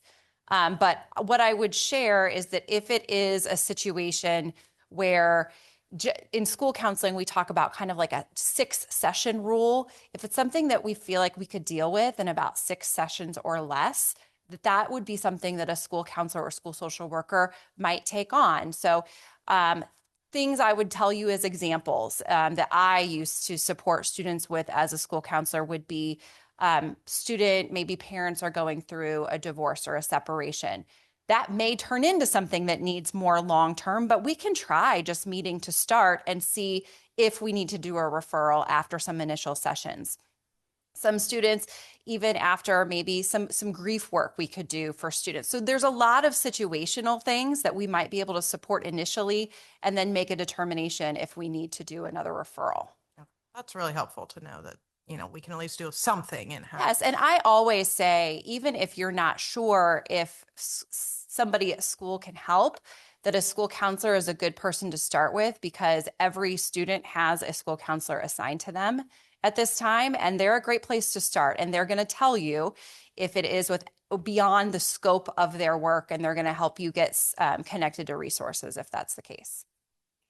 Okay, my next question, and this is Ms. Hazlett's not here, so I don't know if you'll be able I'll do my best. Okay, I'm just curious on the DCS reports, 40% are screened out, which is a big percentage.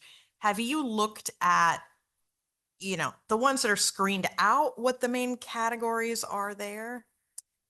She would have to pull the data. I've not actually put my eyes on the data. I would say anecdotally, when I think of things that might get screened out, I will tell you one thing in general, in schools, not just in schools, but we're all mandated reporters. And so if we're all trained, if we are in doubt, if we think that we maybe should report it, then we're going to report it because we want to err on the side of caution. And so there are some things that may be very borderline that are going to get screened out. That would be one of the things I would tell you. I think sometimes when we make reports, Some reports are better than others. And so some reports come with more detail and more information. And if we provide the person who's taking the report with a lot of detail that they're able to determine, yes, this needs to go for assessment, it will. If it's a really vague report where we don't have much detail, that might be hard for them to make that determination. So those are the two first things that come to my mind, but I'm sure that there would be more in the data that Crystal could pull. Thank you. Yep. I think that's all I have. Anybody else have questions? President Fry, if I may, I just wanted to add, there's a lot of data here. Thank you, team, for gathering all this data. And I know that concealed weapon detection is a kind of a hot ticket item right now because it's new to the district, but there's a lot of data in here that suggests that we have a lot of students who need something in addition to just their teachers to excel and access the curriculum and excel to their full potential. And that's why we appreciate so much our community supporting us in order for us to add these additional supports. They are not free. This was our community supporting the 2016 and the 2020 operating referendum, which allowed us to add supports in our schools, school social workers, school counselors, additional school resource officers, and we are seeing the results of that investment. And we are seeing in the data that we are helping a lot more students, and we are now far more proactive in getting in and supporting students before things become a major issue. And that would not happen without that support. So I just wanted to take this opportunity right now to make sure the board and community and the public were reminded of that. Taylor. Thank you guys very much. Very informative. All right, that takes us to our last information item. Dr. Pettigrew is sharing virtual school development. Good evening, board members, Dr. Taylor. So we are here to provide just a high-level overview of our proposal for an online academy. We're going to walk you through some preliminary plans, Dr. Seaver, Becky, and myself, and then share a little bit about why we came to this conclusion, what it will look like from a budget standpoint, and then what a student may experience as a student in the online academy.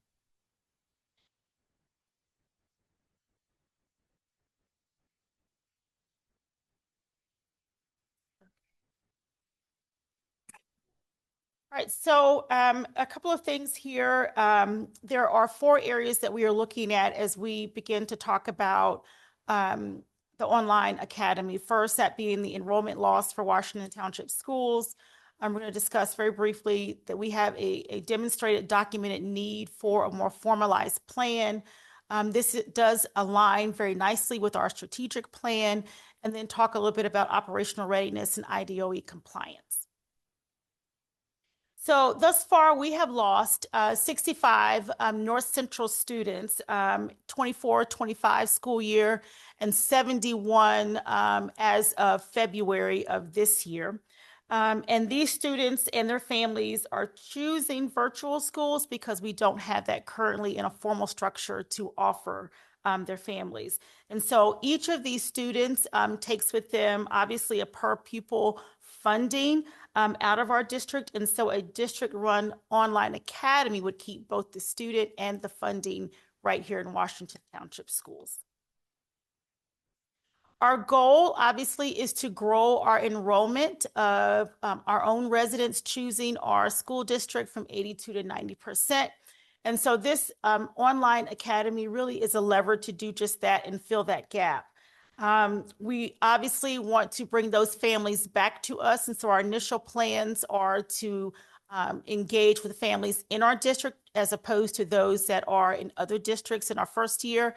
But we know that there are families that want this opportunity for their student to be involved in an online program, but also have the benefits that we would offer through some of that in-person touch points through the courses that they could choose at the school level, as well as some of the clubs that they could participate in.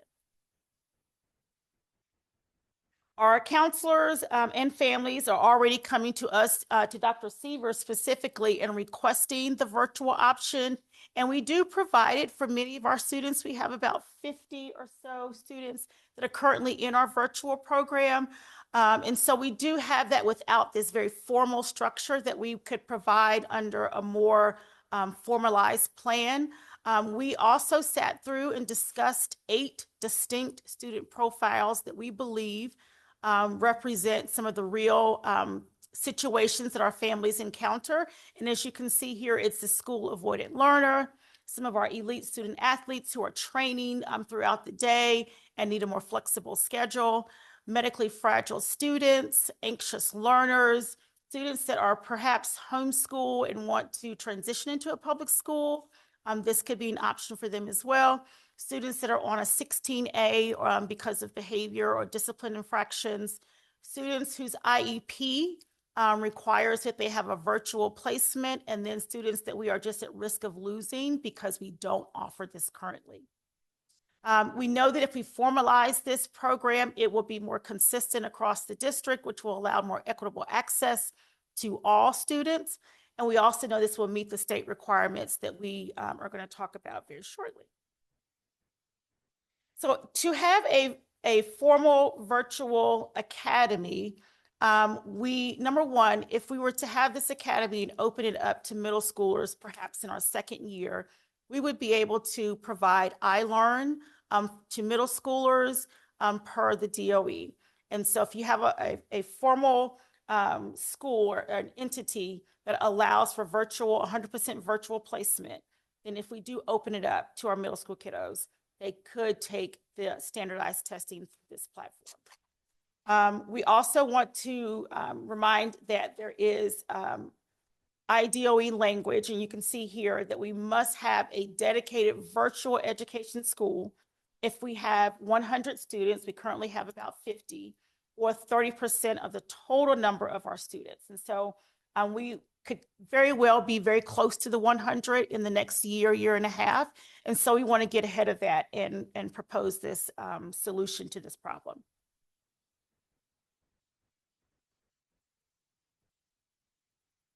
So we do have currently a virtual program in place, as Dr. Pettigrew mentioned, serving approximately 50 students for a variety of reasons. Some of them are listed up here on the screen. Case conference committee placement, students who are learning virtually in lieu of expulsion. We do have administrators that reach out to us here at central office after collaboration with students, parents, and many times the school counselor that says, hey, these kids are in a unique situation right now. We'd really like to advocate for them being placed virtually, and we're approving those on a case-by-case basis. And we're keeping an eye on the numbers because of the threshold that was just mentioned in terms of 100. And so we right now need to stay underneath 99 or less, but we want to set ourselves up in the future that if the need were to present itself for more than 100 students, we would be able to provide the opportunity to those students. We are currently composed of over 40 Edmentum classes, and we're monitoring that Edmentum data throughout the school year as well as the summer. We offer a Canvas course that was created by one of our excellent North Central educators, and that is the direction we'd like to head in the future, is transitioning to more of those teacher-created Canvas courses for our students who are learning virtually, but we'll go ahead and continue with Edmentum for the time being in year one. We also utilize 220 Youth Leadership for work-based learning. And there you can see the enrollment so far this school year. So thinking about who would attend this new entity, it would be mostly full-time virtual students. We would be looking to not enroll new seniors into the virtual academy. So we'd be looking at students in grades 9 through 11. Mostly focusing on students who live within the Washington Township boundary or are already approved as non-resident students. We would also serve 12th graders on a case-by-case basis to provide an opportunity for students who would otherwise transfer out to a virtual program. So these are students who have been with us at North Central for a few years. During their senior year, for whatever reason, the family says, we need to withdraw or we need to go virtual for a specific reason. We would enroll those students in those unique cases into our virtual entity. Year 2, we're looking at potentially adding grades 6 through 8. We do have some students in the middle school level that are currently learning full-time virtual, but it's a much, much smaller number, which is why we do not need to enroll those students in an entity. We have staff at each of our middle school that support students should they be placed full-time virtual via those reasons that I mentioned, case conference committee meeting in lieu of expulsion. We have a non-traditional teacher at each middle school that oversees that virtual programming. How we would deliver instruction going into next school year would be a blended model combining live and independent work. We would like to partner with Indiana Online Academy for their synchronous courses, which they offer live classes twice per week per course. In communicating with our families of these approximately 50 families that are currently having a student full-time virtual, we know that most of them like the flexibility of asynchronous instruction where they can do the work as their schedule allows. But we also have some families that really would like for their student to be able to engage in that live instruction. And so Indiana Online Academy can provide us that as we get going. We would be looking at a 2-course maximum per semester for students and families who want to have that synchronous instruction. And then the Edmentum and Canvas would provide asynchronous instruction overseen by a North Central High School or True North certified teacher who would oversee their learning, check in with them on a regular basis, as well as conduct office hours and virtual tutoring. We have Canvas courses, not only right now we're using health really largely, but we would roll out these 2 other new courses, preparing for college and careers and personal financial responsibility via Canvas. Our current Canvas platform would be the central learning hub. So all resources, frequently asked questions, technology tools would all be embedded within our Canvas platform. And our school counselor, which is going to be a really important part of this program, would set students up with a course sequence where they would be having the goal of 2 credits per 6 weeks for most courses. So we found that students who are learning virtual with us right now, rather than doing traditional like 6-period day, they usually prefer to work on 2 courses at a time, get those done, then move on to 2 more courses. And so we would continue with that, but the counselor would set up a pacing guide for them so they would know their deadlines of when they needed to complete each of those credits to stay on track for graduation. English and math courses, as I mentioned with the summer school presentation earlier today, we really like for students to have a full semester to complete their English and math credits. And so that would also be part of the pacing that the counselors work with our students on. In-district students will receive a Chromebook. We've partnered with Mr. Kneebone and the technology team to start thinking about what that rollout could look like. We are currently providing Chromebooks for students who are virtual, and so that would continue with this potential expansion. So one of the things that we've talked about this year is that we are committed to the value of well-roundedness in our portrait of a graduate. And we want that to be true for students in our virtual setting as well. And so part of that is going to be providing our virtual students with the opportunity to attend 1 in-person course per semester based on course capacity and pending disciplinary standing. So that students can choose from courses that are really hands-on. So when you think about our performing arts, visual arts, J. Everett Light Career Center classes, and courses within the physical education department, those are things that are not as easy to create a high-quality learning experience when you're at home learning virtually. And so we're looking at providing that opportunity for students. They would need to provide their own transportation to and from school, and they would need to get here when the class starts, and then they would need to leave after the class ends. We would not be hosting them for the entire school day. So that's something that the principal and the counselor of the virtual academy would work through with each family individually. These students, of course, can participate in clubs, pending disciplinary standing. And Dr. Pettigrew mentioned that this would be a great opportunity for some of our elite athletes, but those would be mostly athletes that are not in IHSAA sanctioned sports because IHSAA does have requirements for in-person learning. So we would not be targeting those students for this opportunity. These students are certainly a part of our Panther family. And so we've had some conversations with our partners at both North Central, True North, and J. Everett Light to think about how do we make sure that we foster that sense of belonging and community with these virtual academy students. Every student will know their counselor and be a part of a house. And so they would know their house leader. They would be able to participate in house events that are led by the principal and counselor in conjunction with North Central. We have worked actually with Mrs. Dodson on starting to think through what weekly synchronous advisory lessons could look like to provide direct instruction on social emotional learning, career and college readiness, and of course, give kids a credit for the work that they do within that advisory setting, because we know that those are great lifelong skills, but it never hurts to also earn a high school credit while you're picking up those skills. And then monthly wellness themes in terms of the importance of sleep, how to manage stress, the importance of digital balance and social connection. So we really want this to be a well-rounded experience for our students and one that supports the whole child. So getting started, if this entity were to be approved going into next school year, students would complete the online application process that would then be routed to the principal and counselor. The counselor would then schedule an appointment with the family to determine the best placement to make sure that that virtual setting would be a good fit for the student, and then also start looking at what that personalized course sequence would look like. We're tentatively planning a summer in-person kickoff where there would be technology training for the student and their caregivers, platform navigation advice, and also starting to build those teacher and peer connections.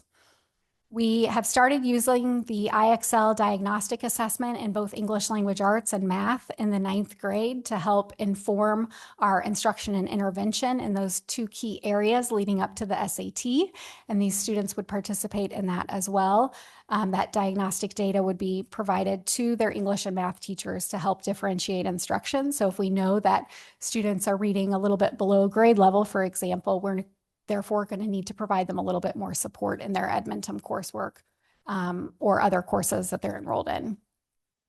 We're thinking through our welcome package for these students, including their Chromebook. They would have a student ID, of course, a house wristband. That's just the beginning, but we want to really create a welcoming atmosphere and a sense of community from the beginning, knowing that those first 6 weeks will be vital to getting them off on a good start with enhanced check-ins and progress monitoring with teachers and the counselor, and then quarterly parent guardian informational sessions as well. Those would also be held virtually. As we've talked to some of our colleagues in other districts, we've found that usually when they offer in-person sessions for virtual families, there's not very good attendance. So I imagine that we would offer both and see how that goes, but we are really focused on providing as much flexibility for the students and families that are seeking this as possible. And then year 2, looking at a possible peer mentorship program just to continue to build those student connections. And with that, of course, we're talking about budget. And so I'll let Mrs. Smith speak to this a little bit, and she can bring me back up when she's ready. Thank you. As they noted with our enrollment numbers, our virtual numbers, take you back, after COVID, when you think of that, you heard across the nation about all the kids after COVID. Schools saw a decline in student enrollment, a lot of them going out to the platforms of online virtual. Then, of course, we kind of saw that come back a little. I call it a roller coaster effect. We saw it come back a little. Now we see more entities, schools, businesses, all those different avenues, creating these online academies. And now we're starting to see that happy medium where we have in-person and online. So looking over that, we looked at the budget, say this was a pilot program for the next 3 years. So when we're looking at that, we're thinking of, okay, we already have about 50. We want to get to that 100. So we're thinking of, 50 new students in the budget aspect. So we already have funding for the initial 50. So we're looking at if we had a minimum of 50 new students structured over this 3-year, that would be a baseline for our revenue. And then anytime that we receive, additional 10 to 15, so to speak, then we would look at staffing review at that time to see if anything needs to change according to for the cost and all those adjustments that may be needed with additional students at each one of those thresholds. With the revenue projections, our current revenue, to remind you, we receive about 85% funding for virtual students. So that's approximately 6,500 right now, depending on how next fall goes, with student enrollment, the funding formula but just take that 65-45. That with the 50 students is just over $327,000 of revenue that we receive with 50 new students coming into the program. Moving on to just the expenditure projection, about $325,000. That would consist of the major cost driver is staffing, of course, with any kind of education program. So we would be looking at, dedicating an administrator, a teacher and counselor, instructional supports. Approximately $275,000 of that $325,000 is directly aimed toward the staffing of that virtual program. Other ancillary costs, operational and program costs, span over technology and software platforms that you heard them talking about earlier, and instructional supplies, materials, professional development, travel if needed, and other miscellaneous costs. So basically, between the revenue and the expenditures, we're looking at a break-even point with those 50 students. And of course, as we gain more students in that, then we would do that assessment based on how many more students, if we need an additional instructional assistant, those type of things. We would analyze those on an annual basis. And when I'll go ahead and turn it back over to Dr. Seaver, but when we're looking at those things, we do this same kind of mechanism for all of our programs. So we do it for grants. We do it for, anything that we have throughout the district where we put those numbers together. We need to look at the revenue side, and then we need to look at the expenditure side. And with this program over the next 3 years, I believe that's very viable to sustain this type of program, and we believe it'll grow even further. So as we think about staffing, one of the requirements of the DOE application for a new school entity is that we must identify a principal. And so that will be part of this, would be that we would identify a leader for this entity. That person would not be an at-home virtual position. That person's going to be in person. We're envisioning they would be located at True North Academy. And then be able to collaborate with both True North and North Central administration and assume some supervisory responsibilities alongside. So looking forward to having that person on deck to assist with in-person needs within our high school, at the high school level, as well as oversee the operations of the virtual school. We would have one counselor as well that would work very closely with the students in this program. 4 core teachers, one from each core content area. Now those teachers would be full-time North Central teachers, and it would be just one period of their day that would be dedicated to this virtual instruction. So instead of teaching 6 classes, they would teach 5 classes and have one period to oversee the students in the virtual program that are taking the subject that they are certified in. So if I'm an English teacher, I might teach English 9 for most of the day. I have one period off where I'm checking in on my students who are learning English Edmentum online and messaging with them and providing office hours. We would also have one ENL and one special education teacher from North Central, same as the core teachers. They would have responsibilities at North Central, but then have dedicated time within their day to spend with the students in this program. And then we currently have a career exploration virtual teacher at True North, and that teacher would continue working with this program. For most students with disabilities, their current teacher of record would continue to supervise and support their IEP. And we would also include 60-day reviews to monitor student progress. And students with more intensive needs through their IEP would continue to be monitored through our NCAS program, which is North Central After School. And that's already up and running through our North Central Special Education Department. So next steps would be we will come back for board approval at the April 8th board meeting for an action item related to the DOE application for a new entity. We would then submit the application per board approval and then work on some of these other items that are listed here with the principal and counselor identification, establishing attendance requirements. That's something that we're all over the board with in the state of Indiana, how we take attendance for virtual learners. And so we'll shore that up and then create our student handbook and continue to work on the other items that we've discussed tonight and new things that come up along the way. So with that, I think we're all happy to answer any questions that you have regarding the Washington Township Schools Virtual Academy. Just one question for me. It said in-district Chromebooks. Yeah. So students who, excuse me, I just took that to mean like if it's, because it said in-district, you provide Chromebooks to people who are in-district. But like if a student like, I don't know, comes from Warren Township, you guys wouldn't provide a Chromebook for them or like?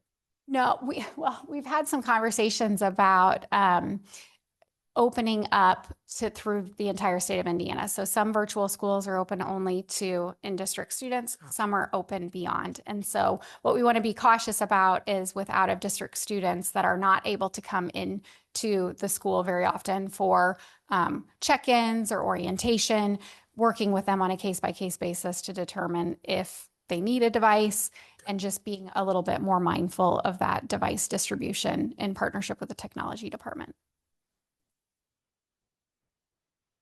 So this is more of a what if. I'm a student, I enroll, the counselor says I'm good, I'm enrolled, I become virtual.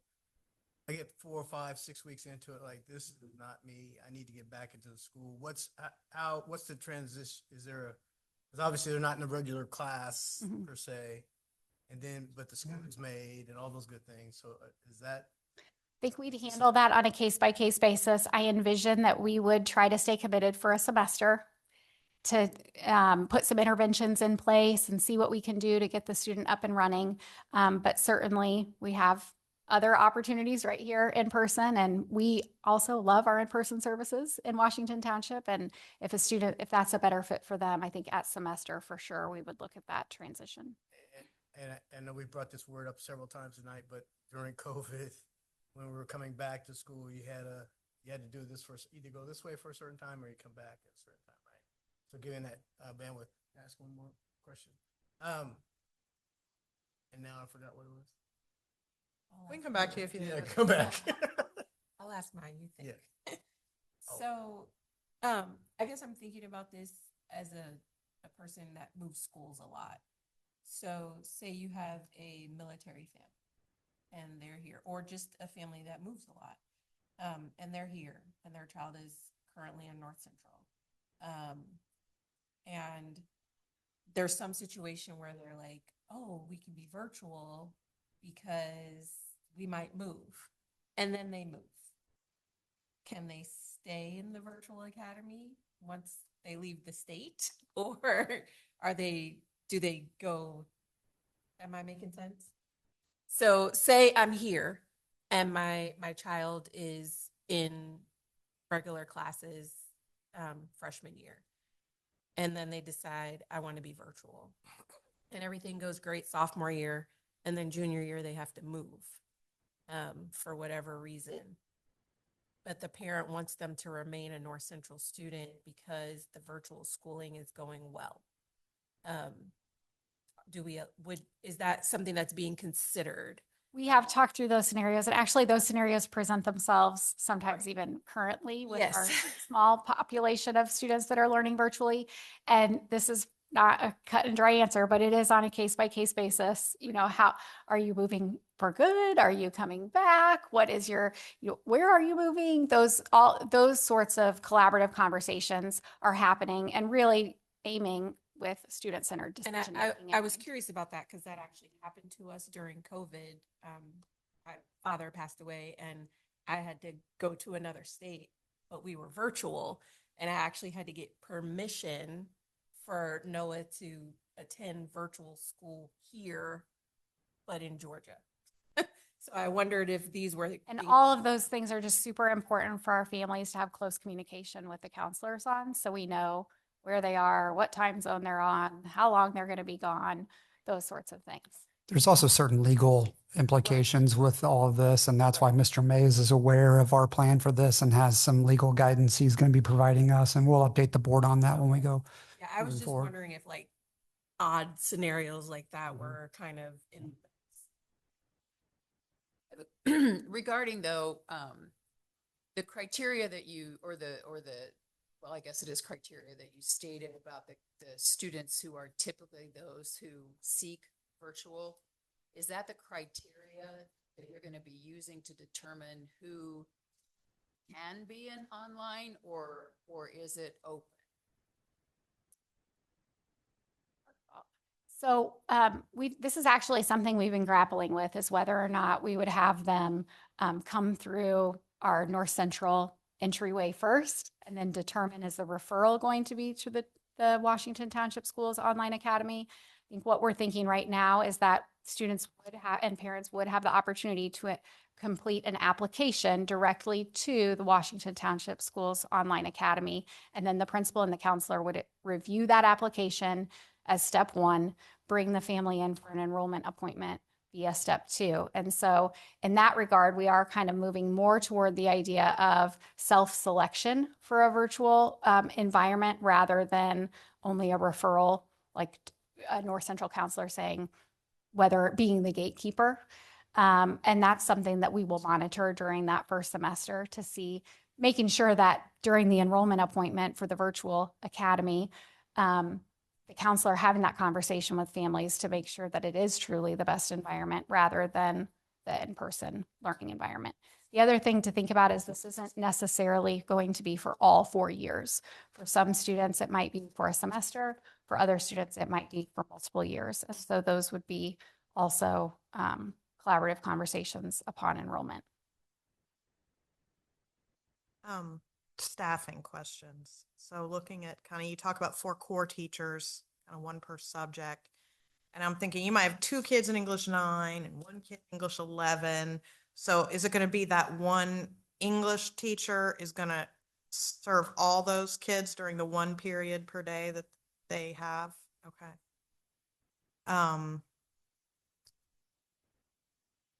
My next question, and I don't know how much you've gotten to get into this yet, is I really want to know how North Central teachers are feeling about this. And I'm putting myself in their shoes and going, are there going to be, I mean, it's not very many right now, right? But are there enough teachers who want to, take this?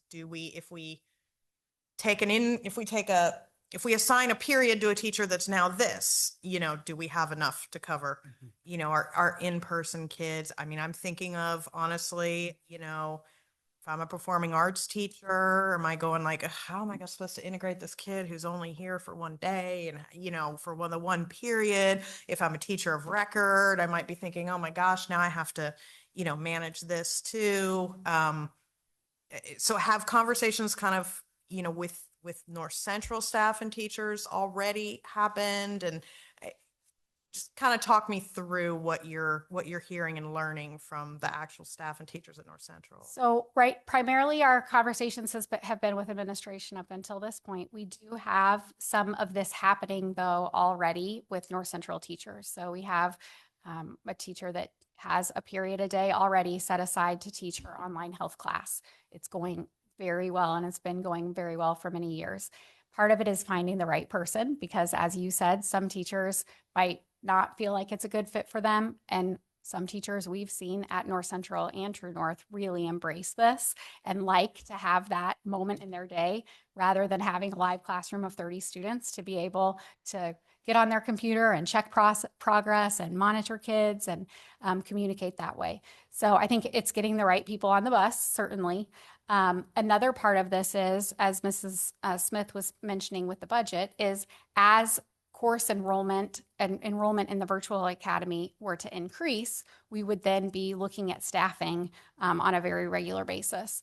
When we look at 10 students enrolling in this, that gives us an opportunity to revisit our staffing model with this. We also have educators at North Central and True North that have flexibility within their school day to do something like that. And it's also going to be a very, very small percentage of the staff that would be engaged in this, especially during year one. Okay. Thank you. I remembered, and you helped me remember, is about staffing. So I was looking at the addition of a counselor. And do you anticipate different or additional concerns that the students may have that a counselor, because if you look at this, if you add another counselor, we just had a report, I don't know, a few months ago about the great work that the counselors are doing, adding all the counselors to the school. I don't think there's a counselor right now that has 49 to 50 or 100 students, right? So that's a lower caseload. So are you anticipating additional things I'm not thinking about as far as the virtual learning? There may be other things they have to support the student on, or I'm just trying to figure out how far could you go up in the additional students to get the counselor on par to having as many students as. Sure. And also, these are not necessarily new positions, the principal and the school counselor. That's still under review. It's really a program budget. So looking at this is what the overall cost of the program is. We feel like a counselor is a really important part of the program. Like the principal, the counselor is going to be an in-person leader within the building that has in-person responsibilities at True North and North Central, in addition to their virtual responsibilities. Not to say they shouldn't have less people. Sure. I'm saying there might be some, they might get some special gifts from the other counselors. Sure. Well, and if you were to ask our probably one of our counselors with the lowest number of students that she supports is Mrs. Meng at True North Academy. She is also recognized as one of the elite counselors on our entire team because the school counseling team realizes that although she has a fraction of the number of kids of the rest of them, she's doing a lot of work because of the needs of the non-traditional Yeah, students. that's what I was asking. Are there additional things for the virtual students? So now the way I read Mrs. Smith's budget was that we were adding, I guess you have teachers / counselor in your budget, so it could be. Okay. I was thinking we're adding another counselor. So you explained it. I'm pretty sure I know the answer because I've had conversations with you guys in the past about eventually, maybe not at the beginning, will there be opportunities for high ability students to have X and AP type coursework? Yes. I figured. Limited, I wanted that on the record. during year one, but that is something we absolutely are looking at. And Anything else? Thank you very much. We appreciate Thank the you. information. Thank you. We'll see you next meeting. Okay, that concludes the action items. The last item on the agenda is our liaison committee reports. I'm going to go start with Mr. Turner. So I did attend the committee, and I was telling this one Kruger, I left my notes on my desk at home. But I do know it was a relatively short meeting. There was report outs from district administrators. The committee members had great questions. They asked about the report out. Report out was operations and was it health? Health. Yeah, I did remember. Went well. And it's not due yet, but just let the board know that I know we've discussed ISBA's regional meetings. So I just let you know that I did sign up to represent us at the regional meeting. Yeah, I don't want on the record, but yeah, I'm going to be there for you. So we'll take that. taken one for the team. Ms. Horstberger? I said mine. I participated in or observed the demonstration yesterday for the metal detectors, and it was very interesting. I did a whole bunch of stuff. I don't do today. Visits. I've been here. Been doing it, everything. Been Doing that, everything, yeah. okay. Matt let me off the hook for my policy meeting. I was on my way to the track meet, but I don't think I'm gonna make it because it's at HSE. So go Panthers. I am, as mentioned, along with Mr. Turner on the committee, looking at the legal RFPs. So we will be doing those interviews of finalists in the next couple days. I was at the Great North Run, which was wonderful. Dustin Taylor got a little bit of a late start because he had to call the start, but I think it was about a mile and a half. He came zooming by me. I was waiting for him. But I did beat Mr. Rent. So I'll take that, but lovely. I saw the lion and all the, great event. And then, last week, with Mr. Thompson, we've just recently started some collaboration with a couple other school boards, on what's the word I'm looking for? Not necessarily specific legislation, but general, sort of advocacy, I'll say, public school and legislative advocacy, and how as boards we can be more involved in coordinating better in Marion County. So we had a meeting that we hosted here at the CEC last week for that. So that is a couple things I've been up to. And with that, that brings us to the end of our agenda. Is there a motion to adjourn? All in favor? Second. Aye. All right, thank you. We are adjourned.